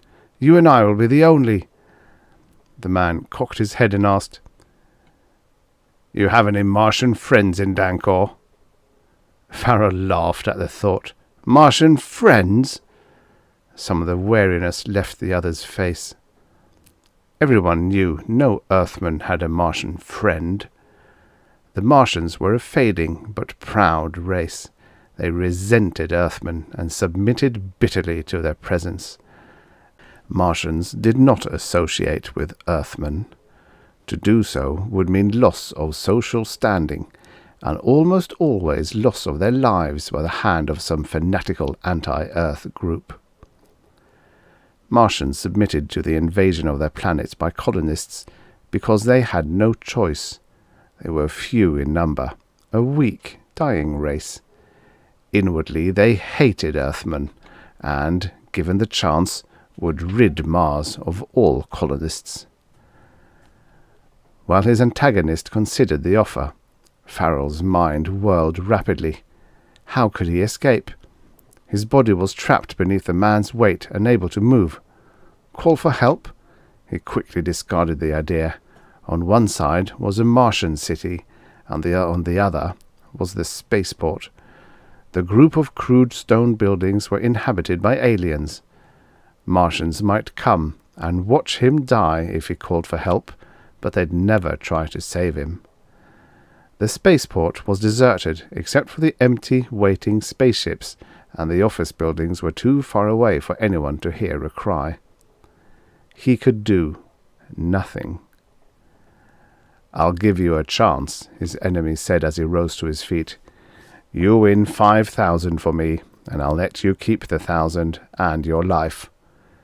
He placed the knife in a sheath and drew a stubby revolver from a pocket. If you make a wrong move, I'll blast you in half. I don't like to use these things because it's noisy, but... He waved the gun, and the action seemed to complete the sentence in itself. Let's take a taxi, Farrell suggested as he rose shakily and brushed red sand from his clothes. No. It'll take an hour to walk there, Farrell protested mildly. We'll walk, the man stated. We'll walk, and we'll take the most deserted streets. Farrell led the way through the small Martian city that bordered the spaceport, and across a narrow stretch of desert to Dankor Canal. At the canal, he turned and followed it northward, walking on the huge, weather-smoothed stones that formed one wall of the large waterway. Thousands of feet below them, muddy water gurgled roaringly as it moved southward to the Martian farmlands. In the clear atmosphere, the opposite wall of the canal, 10 miles away, was a thin, dark line. "What's your name?" Farrell asked suddenly. "Tharp." "Where do you work?" "None of your business." They walked in silence, the 2 moons casting double shadows from each of their bodies. With a sinking sensation in his stomach, Farrell realized the odds were against his seeing his family again. "How did you learn I had the money?" Farrell asked. Tharp grinned broadly. "When anyone makes a reservation on the flight to Earth, the news gets around. It got around to me." His laughter sounded brittle in the thin atmosphere. After what seemed like years, they arrived at the outskirts of Dancor. Although it was off-limits, the police patrolled infrequently, and even those patrols were publicly known schedules. Dancor was a small cluster of low, crumbling buildings. The streets were littered with filth, and pale Martians dressed in rags shuffled aimlessly with blank eyes as if their world had already died. Jars of brilliant fireflies on rooftops illuminated the village. Imprisoned in the transparent containers, the fluttering insects cast an eerie, pulsating glow on the dismal buildings. Farrell paused before a thick wooden door and kicked it with his right foot. "The first time I came here," he explained, "I almost broke my knuckles before they heard me." A few minutes later, the door opened. "Come in," a bony, wizened Martian invited. Tharp remained a few paces behind Farrell as they entered the room. The stench of the place made their stomachs churn sickly. A group of listless Martians sat in the center of the floor and watched a large cube-shaped object. Two Martians on opposite sides of the cube sat before small control panels. The Earthman watched as one Martian touched a button on his control panel. A green ball inside the cube rose a few inches. The other Martian pushed a button and a brown ball at the top of the hollow cube dropped a few inches. A thin Martian with grey hair and watery eyes asked, "You wish gamble?" Farrell nodded his head affirmatively. The Martian smiled weakly and inquired in broken English, "What is wager, money or dushal?" "What in hell is dushal?" Tharp asked. "It's hard to explain," Farrell confessed, "but we'll have to wait until those Marties are through, and you'll see what dushal is when they finish." Farrell squatted on the cold floor. Tharp sat 2 yards to one side. Silently they watched the Martian gamblers. Several minutes later, the emaciated aliens rose from their positions behind the small control boards. "Is the game over?" Tharp asked. "Yes. See the Martian with the green tunic? He's the one who lost the game. The winner will receive a certain measure of dushal from him." They watched intently as a strange machine was brought out into the room. The 2 gamblers sat close to each other. A third Martian attached electrodes to their heads, then flipped a lever on the ancient, rusty machine. The Martian who lost the game grimaced with pain. A needle on the machine's single dial moved all the way to the right, then quickly returned to its original position. An expression of joy spread the victor's thin lips into a wide smile. A few seconds later, the electrodes were removed from their heads. Tharp grunted his bafflement. "Dushal," Farrell explained quickly, "means an expression of sorrow or pain. By means of that machine, the winner was able to receive in his brain the sensation of the loser's physical and mental agony at losing the game." "That's what they were betting?" Tharp asked unbelievingly. "Yes. It's the same principle as humans who play games merely for the disappointed expression on the loser's face. The Martians do it a little differently. They have a machine that transmits the loser's pain into the victor's brain. The Martians are constructed in such a way that the agony of another person implanted in their minds is very pleasant to them. They must be crazy." Farrell shrugged his shoulders. "Maybe. Anyway, you have a choice. You can bet the $1,000 or a certain amount of dushal."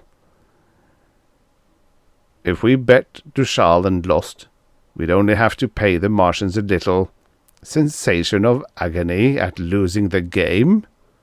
Right. Tharp laughed. Hell, let's bet Trussel. That'll be better than losing $1,000 if we should lose the game. He slipped his hand into a pocket, and the cloth bulged in Farrell's direction. And we'd better win. What's the difference? Farrell thought. If we win or lose, you'll kill me. You can't leave me alive to report you to the police. You can play the game, Farrell suggested. I'll tell you what buttons to push. Okay. Tell the Martians we want to bet an amount of Trussel worth 5,000. How much would that be on the dial on that gimmick? Farrell pointed at the graduation to the extreme right of the dial. See that line? That would be worth 5,000 in Trussel, the same amount the Martian bet. Tharp smiled as he remembered how easily the Martian gambler had paid that amount of Trussel. If they lost the game, he'd have no trouble paying the gambling debt. 5,000, Farrell told the waiting Martian. We'll bet Trussel. The Martian smiled happily, disappeared for a few minutes, and returned with a large bag. Without ceremony, he spilled the contents on the stone floor. Tharp gasped when he saw the golden earrings, cups, anklets, rings and bracelets studded with diamonds. They were easily worth more than $8,000.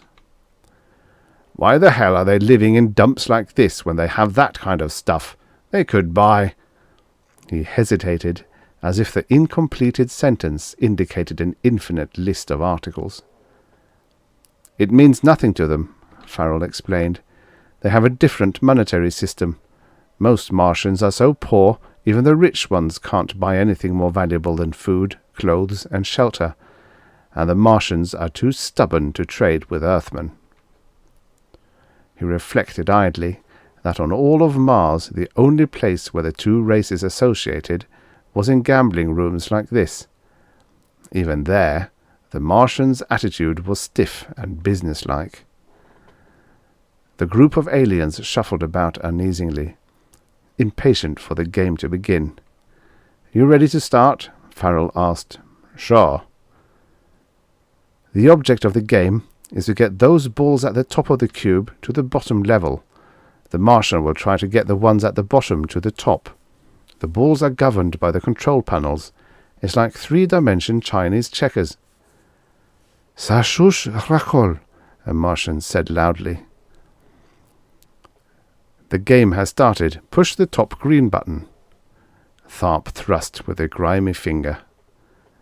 The game lasted several minutes. Each time it was their turn to move, Farrell told Tharp what button to push. Even while the game progressed, the husky man watched Farrell out of the corners of his eyes. Farrell realized that even with the distraction of the game, he'd have no chance to launch a surprise attack on his enemy. Finally, the Martian gambler rose. His colourless lips spread in a wide grin of anticipation. "We lost!" Tharp exclaimed. Farrell agreed. "We lost. Anyway, all we lost was a little Trussel." The Martians gathered around the two Earthmen, attached electrodes from the alien machine to Tharp's head. 3 minutes later, Tharp still sat with the electrodes attached to his skull. The Martians were impatient. "What's the matter?" Tharp inquired angrily. "The game between the Martians. It only took the loser a few seconds to pay the Trussel." "That's right," Farrell agreed. "But look at the dial." Tharp stared at the motionless instrument. "Trussel is an expression of mental or physical agony," Farrell reminded him. "Concentrate and feel sorry you lost." He assumed a thoughtful expression. The indicator wavered slightly. "Not so good. See, there are 10 graduations on the dial. The needle has to touch the 10th before you pay the amount of Trussel you owe. So far, the needle hasn't passed the first graduation. In other words, you haven't paid a 10th of the Trussel." Tharp drew his revolver. The Martians did not like the sight of a gun in an Earthman's hand. They had no way of knowing that it was meant for Farrell and not themselves. A dozen aliens threw themselves on Tharp and quickly disarmed him. 10 Martians held an outraged Tharp motionless, while an 11th removed alien handcuffs from his tunic and placed pairs around his wrists and ankles. Farrell recovered his money. Martians aren't thieves, he informed the angry man who struggled in vain at the metal bindings, and therefore they like to see everyone pay their debts. They'll keep you here until you pay the wager. You see, by being behind the control board and pushing the buttons, you're the one who has to pay the douchal, although I told you what buttons to push. "A trick!" Tharp screamed. Tharp's face reddened. "You won't get far," he threatened. "I'll pay this douchal in a few minutes. They'll let me free and I'll—" "You don't realize," Farrell interrupted. "Martians are sickly, sensitive people, and they're adept at projecting sensations of agony from their brains. On the other hand, Earthmen are strong physically and know nothing about projecting physical or mental pain." He paused to watch 3 Martians who removed gleaming sharp knives from their tunics. They pressed the blades against Tharp's arms. The knives cut through his coat, shirt, and flesh. The cloth reddened quickly. "They want their douchal payment," Farrell informed him. "They'll get it if they have to slice you to ribbons." Tharp's wild eyes stared at the dial before him. The needle touched the second graduation, then settled to the 0 position. "You see," Farrell continued, "it's a matter of equivalent. Earthmen are so strong they have to really suffer physically before they can match a douchal payment that a Martian can create as easy as snapping his fingers." Once more, the glittering knives bit into Tharp's flesh. He screamed with pain. "Get help! Get help before they kill me!" Farrell went for help. But once beyond the thick door that suddenly suffocated Tharp's shrill screams of pain, he didn't run for help. He walked slowly. The end.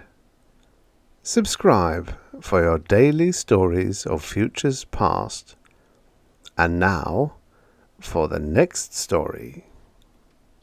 Beside the Golden Door by Henry Slesar. Originally published in Amazing Stories, February 1964. Narrated by Tom Trussel. Devious voice, like a sweetly tinkling bell in his ear, sounded in Kai Tan's headpiece, and he chuckled at the urgency of her tone. Wedded less than 2 years, he still delighted in every nuance of her nature, and this was one of them. She could sound equally urgent about an impending hurricane or an imminent dinner party. With a sigh, he switched off the electron microscope and touched his answer button lightly. "Yes, my darling, what is it?" "Haven't you heard? It's been on every newsray for the past 6 hours. I thought you'd have called me by now." "I never use a newsray during duty hours," he said patiently. "I prefer not to be interrupted." Kai Tan was a metals stress analyst at the Rower Pittin Spaceworks. Divya missed or ignored the implied criticism. "I'm sure you would have wanted to hear this. Your friend Dees just returned from that exploration of his. He came back a hero, too." "Dees?" Kai Tan said, shouted in fact. "Dees back? Divya, are you sure you heard it right?" "Of course I did. And Dees himself called, not more than 5 minutes ago. He said the administrators had him and his crew quarantined for the moment, but he plans to break loose tonight. If he can manage it, he'll be here before the second sunset. Isn't it wonderful?" "It's wonderful, all right. Only where was he? What did he do that made him such a hero?" "I couldn't gather too much from the newsray, except that he found a world somewhere that has the Archaeological Commission excited as children." "You mean an inhabited world?" Kai Tan said skeptically. Once inhabited anyway. Please don't ask me to explain it, Kai. Ask Newsray or Dees himself. You know how stupid I am about such things." He chuckled and said something loving in their private code and switched off. His curiosity about Dees's discovery rivaled his excitement about seeing his friend again. In 100 years of exploration, the space vessels of Illyri had merely confirmed the ancient belief that life was a rare and precious gift. They had found slugs and lichen and moss on rocky, almost airless worlds. They had seen wild plant growth in steaming alien jungles. The sea creatures of the planet Vosa, despite their infinite variety, proved utterly lacking in intelligence. Once, on an unnamed world in the Achaos galaxy, a great space pioneer, Rein, unearthed the artifacts of a dead civilization and stunned the people of Illyri by his announcement. He claimed to have found written language, works of art, implements and weapons. Rein was a brave man and a mighty adventurer, but a poor scholar. In the time it took Illyri's double suns to rise and set, the Archaeological Commission completed a study of his findings and declared it a not-too-clever hoax, perpetrated by students of the University of Space Sciences. To the end of his days, even after some of the students came forward to admit the deception, Rein persisted in his belief that the finding was authentic and squandered his fortune in an attempt to interpret the mysterious language. He failed, of course. The language was nonsense. Some of the students had been sensitive enough to regret the hoax. One of them, Dees Corps, named his ship after the late explorer. But now the Rein and her crew were home, after an odyssey so long overdue that the Space Commission had officially declared the expedition lost. Kai Tan had never mourned for his missing friend. Sense told him that the Rein was gone, atomized by its own engines, shriveled by some alien sun, or demolished on the terrain of some unfriendly world. But he refused to make the admission, even after official hope was gone. He continued to envision Dees at the controls of his ship, grinning cockily into space, eyes challenging the void. He left the spaceworks early and flew his Sked home just above the legal airspeed. If he had expected to find his wife excited by the prospect of Dees's visit, he was mistaken. Su Tan had a new tooth, and Divya was more elated by the sight of the little white stump in the baby's mouth than she could be by all the extra Illyrian worlds in the known galaxy. But when Dees arrived as promised, right after the second sunset, she burst into tears at the sight of him. Kai Tan himself swallowed hard as he embraced his friend. Dees was gaunt inside his spaceman's coveralls, the bones in his face pronounced. The skin of his right cheek and neck had been burned, and the hair whitened on that side, giving him a strangely off-balance look. He grinned as Dees always grinned, but when he stopped grinning, his eyes were weary. "You must rest, Dees," Divya said sorrowfully. "It must have been awful for you." "No," Dees answered. "I want to talk, Divya. I can't tell you how much I've wanted to see you both, to tell you about it." Kai Tan said, "The administrators must have given you a rough time." "I've turned over all our film records to them, and the artifacts we stored aboard, but I haven't really talked to anyone." He licked his dry lips and brushed a hand over the whitened side of his hair. "The baby," he said softly. "Could I see the baby?" "What?" Kai Tan seemed surprised at the request. Divya leaped to her feet. "Of course, Dees, I'll bring her." To Kai Tan she said, "Kai, you idiot, get Dees a drink or something." "I just want to see the baby. It's a girl, isn't it?"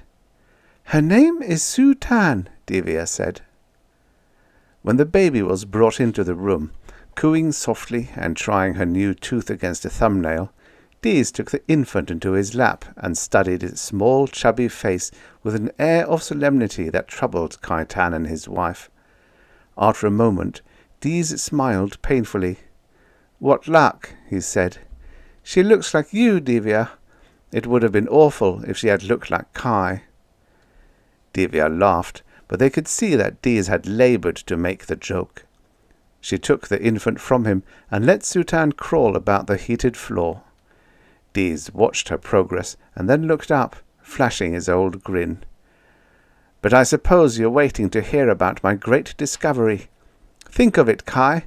A dead planet, a genuine lost civilization. Not a hoax this time."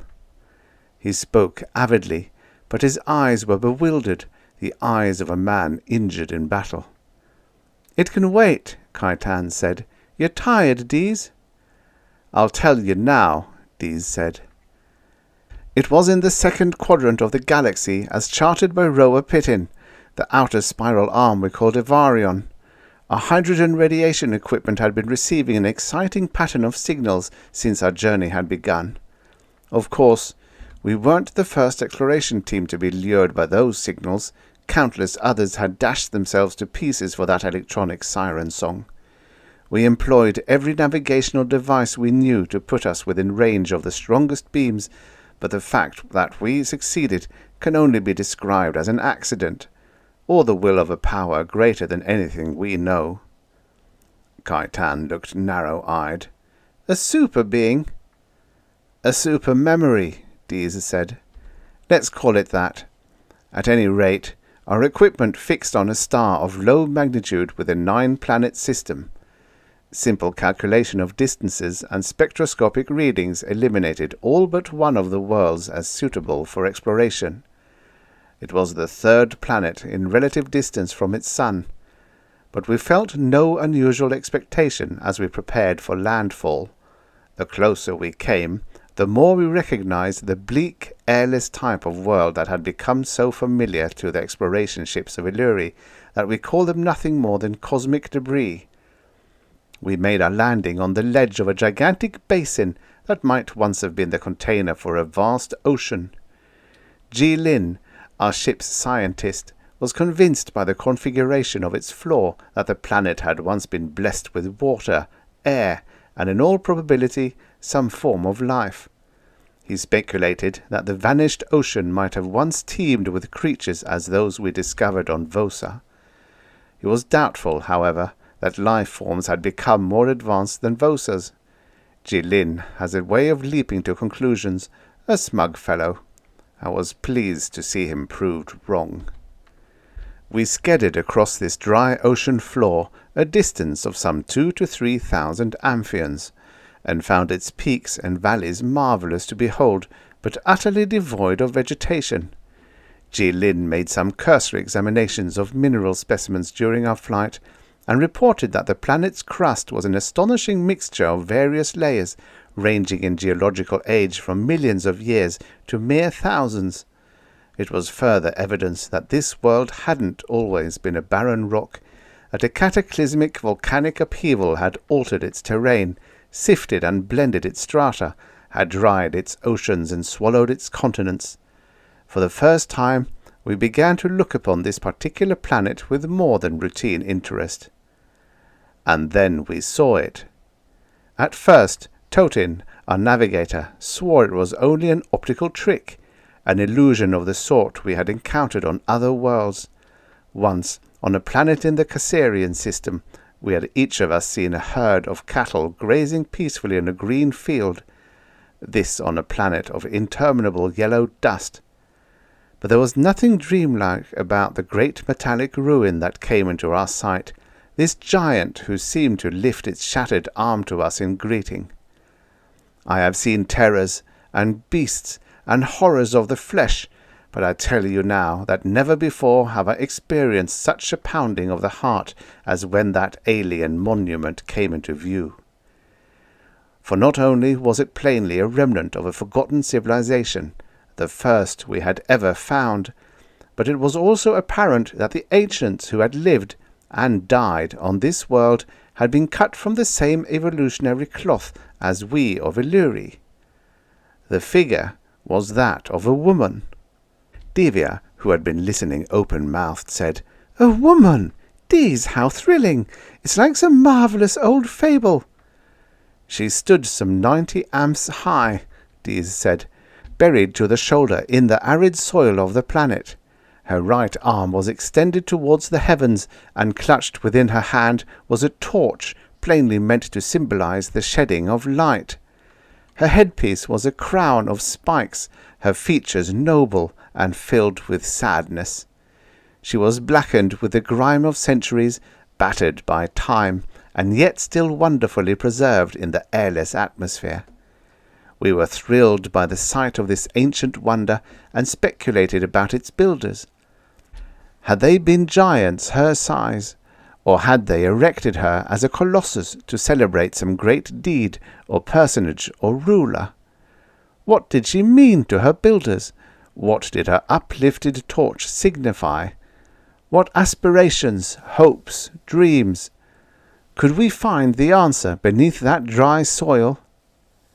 "Did you dig?" Cayetan said, his eyes shining with excitement. "You weren't equipped for any major excavation work, were you?" "No. The most we could have done was scratch the surface of the planet, perhaps enough to free the entire figure of the Colossus.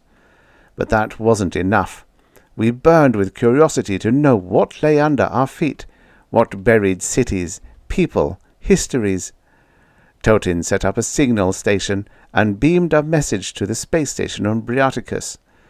After a few days, we made contact and relayed our story. There was skepticism at first, but they finally agreed to dispatch all available manpower and excavation equipment to the planet Earth. "The planet what?" Divya said. "Earth," Dees said, with a wan smile. "That was its name, eons ago, and the builders, who were called Earthmen, lived within natural and artificial boundaries called nations, empires, states, dominions, protectorates, satellites, and commonwealths. That empty globe had once housed as many as 3 billion of these Earthmen, and their works were prodigious. Their science was advanced, and they had already thrust their ships into the space of their own solar system." Cayetan was plainly startled. "Dees, you're really serious about this? It's not another hoax?" "I've seen the ruins of their cities. I've touched their dry bones. I've turned the pages of their books." Dees's eyes glowed, pulsating eerily. "We found libraries, Kai, great volumes of writing, in languages astonishingly varied, and yet many that were swiftly encodable. We've seen their machines and their houses, their working tools and their playthings. We've found their histories, records of their bodies and voices, their manners and morals, and sometimes mad behavior. Kai," Dees said, his voice choked, "it'll take 100 years to understand all we've found." Divya rose quickly at the sound of his agitated voice and went to his side. "Try not to overexcite yourself," she said. "I know how you must feel." You can't possibly," Dees muttered. "To know the overwhelming greediness I felt, turned loose in an archaeological treasure house. I began waking up at night, sweating at the thought that I might die before I had seen all there was to see on that planet, read all its books, learned all its secrets." "And what did you learn?" Cayetan said. Dees stood up slowly.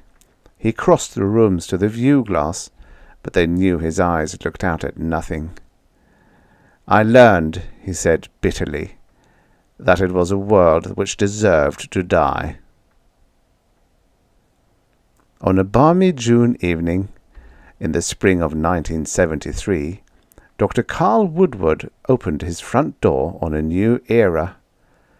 The man who stood on his doorstep, Woodward never thought of Borsu as anything but a man, wore a sleeveless tunic that glistened like snakeskin. He was holding something in his hands, as if proffering it, a foot-square metallic box with rounded corners and a diamond-shaped screen that showed a moving tracery of spidery thin lines. Woodward was 61.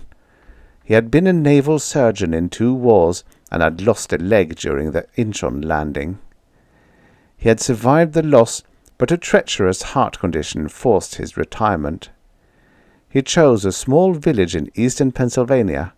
He lived with a dog and 1,000 books. Borsu, the alien, could not have chanced on a better host that night. "Yes, what is it?" Woodward said. When no answer came, the doctor realized that his visitor expected him to watch the screen. He did. The lines wavered, shifted, blurred in their excitation, but conveyed nothing. Panacea, Woodward's aging beagle, finally came out of his warm bed near the furnace and set up a furious barking. "Pan!" Woodward snapped. "Shut up, you mutt! Look, mister, perhaps if you came inside—" Then his eyes became adjusted to the diamond-shaped screen. He saw a picture. The scene was a forest. There was the gleam of crumpled metal and a prostrate figure lying on the leaf-strewn floor. It was the portrait of an accident, and Woodward was intuitive enough to know that the man in the doorway had come for help. "You want me to come with you, is that it?" he said. "Is your friend hurt? How did it happen?" The screen refocused. Now Woodward saw the injured man more closely, saw the face blue in the moonlight, saw the lacerations on his cheek and forehead. Then the camera travelled downwards, towards the ribs, almost as if it were exploring the extent of the injuries for diagnosis. Later he learned this was true. "Well, come on," he said gruffly. He took his coat and instrument bag from the hall closet and shut the door on Panacea's hysteria. When he was outside with his visitor, he saw his face for the first time. Then he knew that the face he had seen in the tiny screen hadn't merely looked blue in the moonlight. It was blue. A smoky, almost lavender blue. Those who came to hate the aliens described it as purple, but Borsu, his dying companion, and all the aliens who followed were blue-skinned. Woodward was in a fever of excitement by the time he reached the scene of the crash in the woods some 500 yards from his home. He understood its significance by now, knew that the fallen vessel had been some kind of spacecraft, that its dual occupants were visitors from another world. The fact that he had been first on the scene thrilled him. The fact that he was a doctor and could help gratified him. But there was nothing in his black bag which could aid the crash victim. His black-pupilled eyes rolled in the handsome blue head, and his fine-boned blue hand reached for the touch of his companion's fingers in a gesture of farewell. Then he was dead. "I'm sorry," Woodward said. "Your friend is gone." There was no grief evident in the placid blue face that looked down at the body. Once again, the alien lifted the metal box and forced the doctor's attention on the diamond-shaped screen. The picture was that of Woodward's house. "You want to come home with me?" Woodward said. Then he gasped as he saw himself on the screen, entering the house, alone. Then he realized that the scene typified a request, or a command. The man from space wanted the doctor to return home. "All right," he said reluctantly. "I'll go home, my friend. But I can tell you right now, don't expect me to keep all this a secret." He turned and limped through the woods.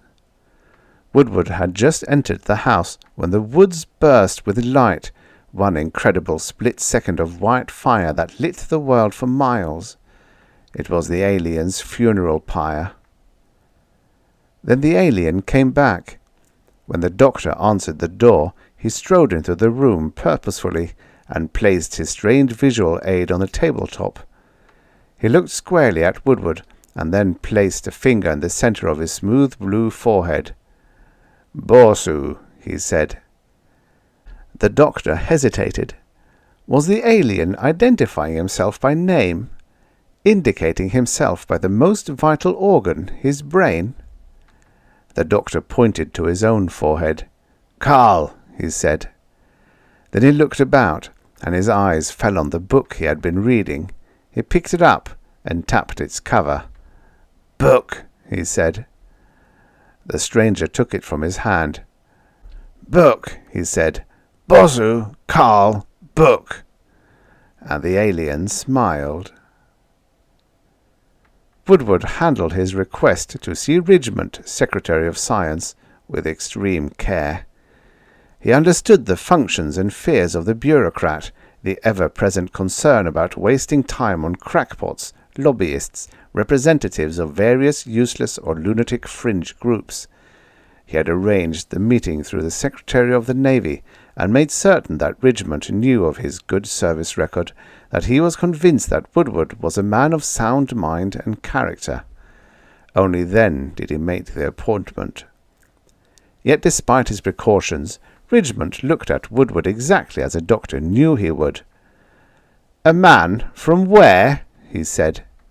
"From outer space," Woodward said quietly. "Not from our own solar system, but from another.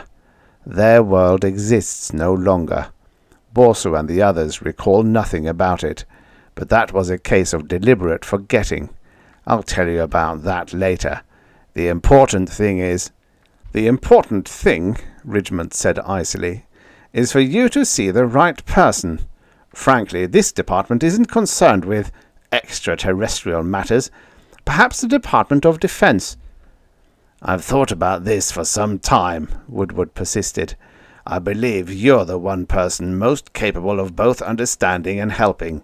Please don't disappoint me." Perhaps Ridgmont was flattered. At any rate, he calmed down and let the doctor speak.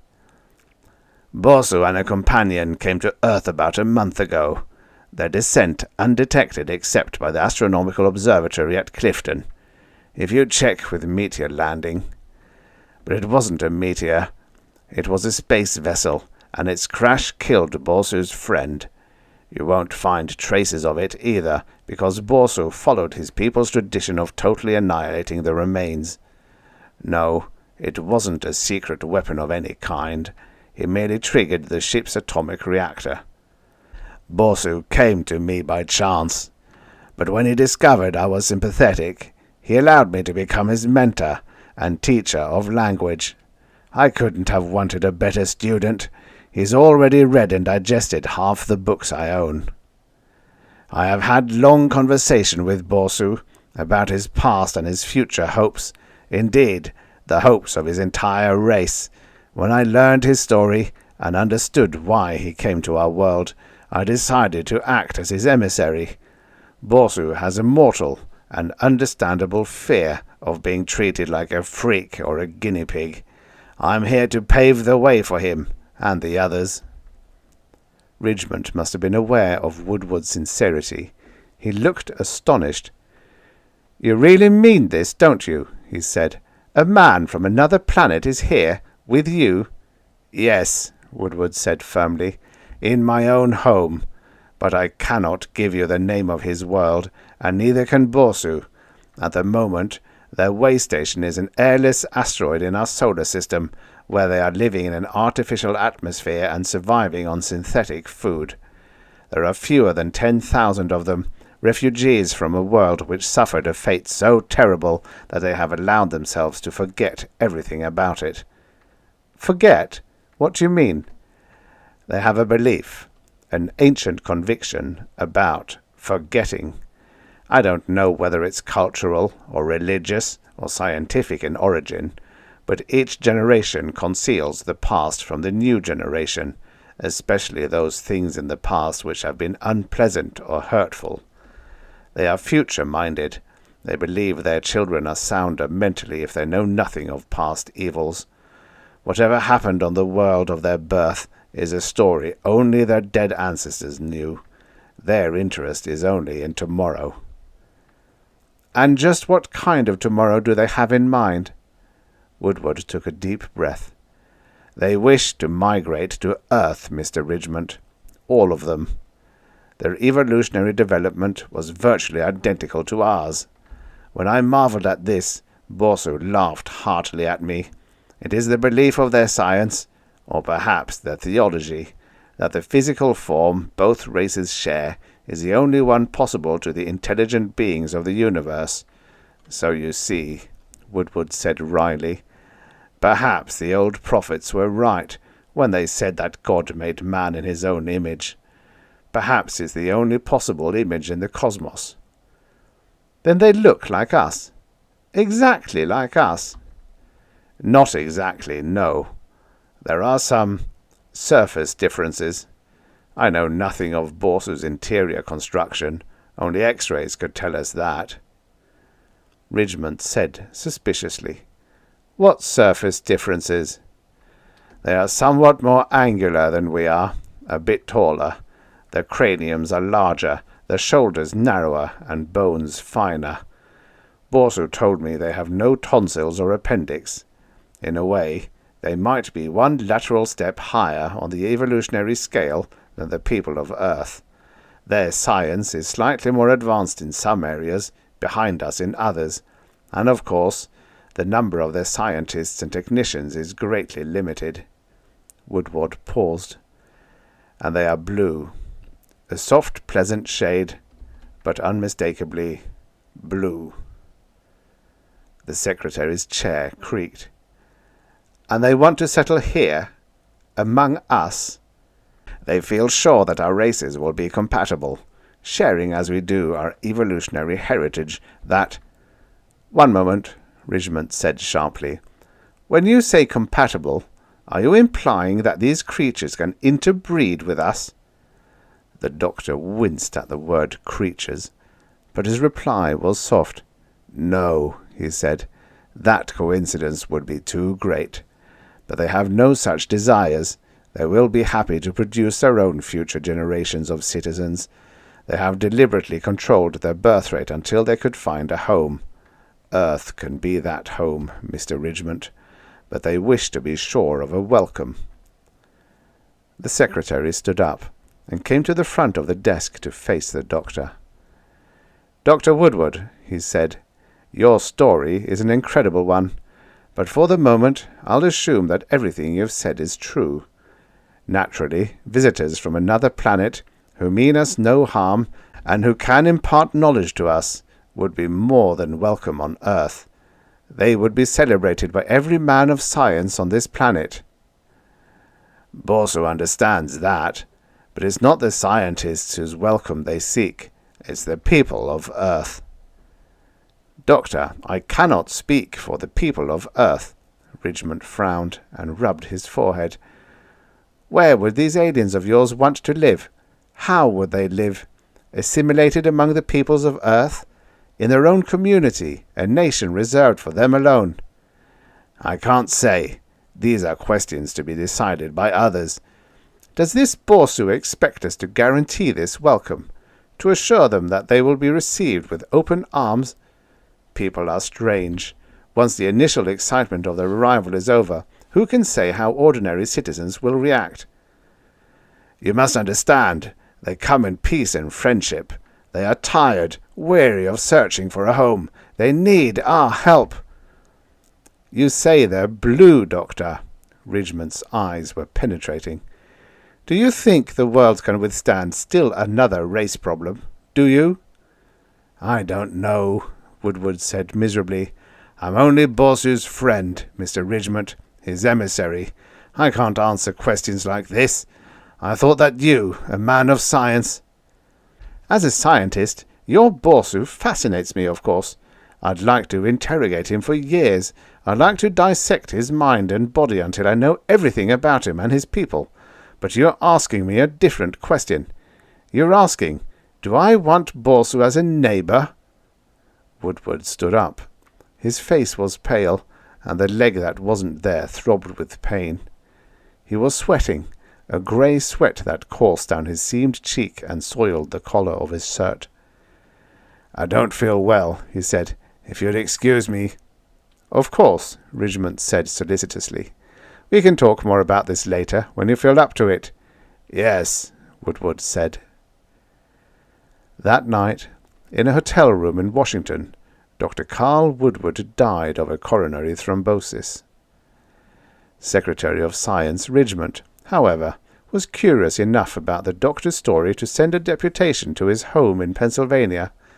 As a simple precaution, one of the men in the party was an armed policeman named Sergeant Kemmer. At the first sight of the blue-skinned man, Kemmer became alarmed enough to draw his gun. Borsu recognized the weapon and its dangerous potential from his reading. Frightened, he tried to flee through the front door, and Kemmer misinterpreted his movement as an attack. He fired 3 times. One of the bullets penetrated Borsu's temple and killed him instantly. 3 months passed before the next delegation from the aliens appeared on Earth. This time, their arrival was detected, and the visitors were brought safely to the local authorities in the Nebraska community where their vessel landed. Their names were Kor, Basuk, and Stitin. Stitin was a female, lovely in her blue-skinned shapeliness. A team of scientists were dispatched from Washington, Tokyo, and London to take charge of the alien trio. It was another 2 weeks before their marvelous facility with language permitted them to talk intelligently to their examiners. On November 8, 1973, Stitin, the blue female, was found assaulted, mutilated, and murdered in the woods near the town of Ponchi. The brutal slaying shocked the scientists, who tried to assure Kor and Basuk that the episode had not been typical of the behavior of the people of Earth. But Kor and Basuk, who had no memory record of killing, became terrified and fled. Kor was shot and killed by a farmer, and Basuk was accidentally drowned while fording a stream during his escape. The death of the 4 aliens, however, didn't prevent the migration from beginning. Hunger, not for food alone, but for the blessed green promise of the earth, drove the blue aliens to make the journey before receiving assurance of their welcome. Their tiny 2-, 3-, and 4-man craft began dotting the heavens, filling the world with fears and panics that were only partially allayed by the repeated assurances of the world's leaders. Despite explanations and pleas for order, the blue people were frequently slain the moment their ships touched Earth. There was never an official estimate of the deaths, but it was certain that well over 3,000 of the aliens lost their lives before ever tasting a drop of cool Earth water, or knowing the shade of an Earth tree, the peaceful blue of an Earth sky. Finally, the killings were over. Less than 7,000 blues survived the perilous journey, protected upon their arrival by contingents of armed soldiers sped to the scene of the landings in time to stop the citizens from their slaughter. It was Mostyn Herbert, Secretary-General of the United Nations, who made the first speech of welcome before the General Assembly. "The world," he said, "has seen a new migration in these past months, an event which has brought new hours of infamy to the human race. The savagery of man to beast, the bestiality of man to man, has now been exceeded by our shameful record of cruelty towards these homeless wanderers from a forgotten world. We have slain almost 1/3 of their number wantonly and without cause. They proffered to us the wisdom and knowledge of their own civilization, and asked for nothing in return but sanctuary. We have answered them with murder and rape and a bigotry that has exceeded all others in the long and reeking history of human injustice. It is time for the human race to call a halt, not merely for the sake of our alien visitors, but for the sake of the almighty soul of man. We must hold out our hand and say, 'Welcome, welcome to Earth.'" Moved by the plea of the Secretary-General, the Assembly voted to form a 12-nation commission to study the problem. Many governments made offers of hospitality to the aliens. The United States, Canada, Australia, the Scandinavian and Low Countries all expressed a willingness to set aside land areas for the exclusive use of the aliens. The USSR made no offer of land, but suggested that the Blues could be completely integrated into Russian society. The choice was left to the Blues and their leader, an elder named Trekor. The wisdom of Trekor's decision became a subject of debate for generations to come. He declined to isolate his people as a nation, separate and apart from the human race. he declined to have them as borders within any one sovereign state. Instead, he asked that the Blues be divided into small communities and dispersed over the world, where each could work out their individual destiny. His purpose was a noble one. He wished to make his people truly the neighbours, even the partners, of the Earthmen. And so it was. In the United States, a Blue community began a collective farming project on acreage deeded to them by the government in Kansas. Within 3 years, the crops of winter wheat and corn produced on the Blue farmlands were so superior in quality that they provoked the admiration and envy of every farmer in the district. In 77, the year of the terrible twisters, only the Blue farmlands were miraculously spared the destruction of their fields. The ignorant claimed that some spiritual agency had helped the Blues. The more enlightened credited the sturdiness of their crops. But both became united in a sullen resentment of the Blues, the strangers who had committed the unpardonable sin of prospering in a season of want. From these beginnings came the illicit organization of terrorists who called themselves the Dom-Dom, a name originally meaning defenders of mankind. Between the years 1977 and 1991, the Dom-Dom could take the blame for the violent deaths of more than 1,000 Blues. In New Zealand, another farming community of Blues fared better than their fellows in Kansas. But in the year 1982, they fell victim to the still unnamed plague, which Earthmen merely called the Blue disease. It seemed to strike only the aliens, but it resembled typhoid in its symptoms and deadly progress. The Blues themselves became unable to cope with the disease. Their pleas for outside medical help brought only a handful of Earth physicians. When one of them, a Dr. Martin Roebuck, died of a seizure that the Blues swore was unrelated to the plague, the others fled in fear of contagion. Their statement to the world press claimed that the biological differences between Earthmen and Blues were too great for Earth medicine to be of value. And so the Blues of New Zealand died. The white flash of their funeral pyres lit the night again and again. In Russia, a non-farming community of Blues, composed mainly of artists and scientists, lived in a government-constructed city and were carefully nurtured and pampered like talented, precocious children. After 5 years of this treatment, the Blues sickened of it and yearned for a freer life. With the eyes of the world upon them, the Russians quickly agreed to the Blue demands. Yes, they could do as they please, live as they please, work as they please. One by one, the privileges were withdrawn. The Blues found that they had to provide their own food, their own clothing, maintain their own shelters. The Russians had given them independence with a vengeance. They found themselves unable to care for their own elementary needs. They were like helpless children. They began quarrelling among themselves. For the first time in the remembered history of the race, a Blue killed another Blue. It was said that the shame of this episode was a cause of the elder Treacle's death. Eventually, the Blues surrendered. They preferred the easy comforts of their prison, and begged their jailers to lower the bars again.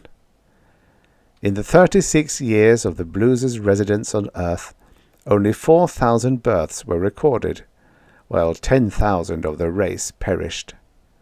It was in the year 2009, following the Kansas City massacre by the Dom-Dom, in which 800 Blues died under the flamethrowers of the terrorists, that the decision was reached. It was relayed to the world by an elder named Dasru, whose prepared statement was read to the United Nations. "We came to your world unbidden and unwelcome," the statement said. "We came to your world asking no privilege, bearing no arms, wishing for no more than forbearance of our differences, patience for our ignorance, and sympathy for our homelessness. We offered love and received hatred. We came in peace and died in war. We love the sweet green fields of your planet, its clear water and skies, its generous soil. But you have never permitted Earth to become our home, and so we leave you. We leave you, people of the cruel planet. Rather than suffer your bigotry, and yes, your tolerance, we leave you. We go to seek another homeland, and in the minds of our future generations, no memory of this hated visit shall remain. We shall forget you, Earth. But may you always remember what drove us from your world. Then the exodus began. One by one, the small spacecraft of the Blues began to rise towards the heavens. Before the next spring came to Earth, the Blues were gone. Kaitan cleared his throat and looked at his young wife. Divya stared at Dees. "How long ago?" Kaitan asked. "When did this happen?" "Perhaps 3,000-4,000 years ago," Dees said. "They left the Earth to its fate, and eventually that fate was extinction. Some defect in its sun caused an outburst of nuclear fire and shriveled the planet to what it has become. But still she stands, their goddess of welcome, lifting her torch to the empty skies. When we dug up that statue, do you know what we found? There was an inscription on the base. When we learned the story of that planet's past, the irony of those words were poignant." "Do you remember them?" "I could never forget them," Dees said, and his eyes were dark. "Give me your tired, your poor, your huddled masses yearning to breathe free, the wretched refuse of your teeming shore. Send these, the homeless, tempest-tossed, to me. I lift my lamp beside the golden door." There was silence. Kaitan became aware of his wife's tears. He went to her, and she wiped her eyes. "I'd better put Sutan to bed," she said, trying to smile at Dees. "Did you see her tooth, Dees? It's her very first." Kaitan took his wife's blue hand and kissed her blue cheek. "A beautiful tooth," he said. The end. Subscribe for your daily stories of futures past. Maybe there ain't no such thing as a free lunch, but there is such a thing as a free story. Enjoy.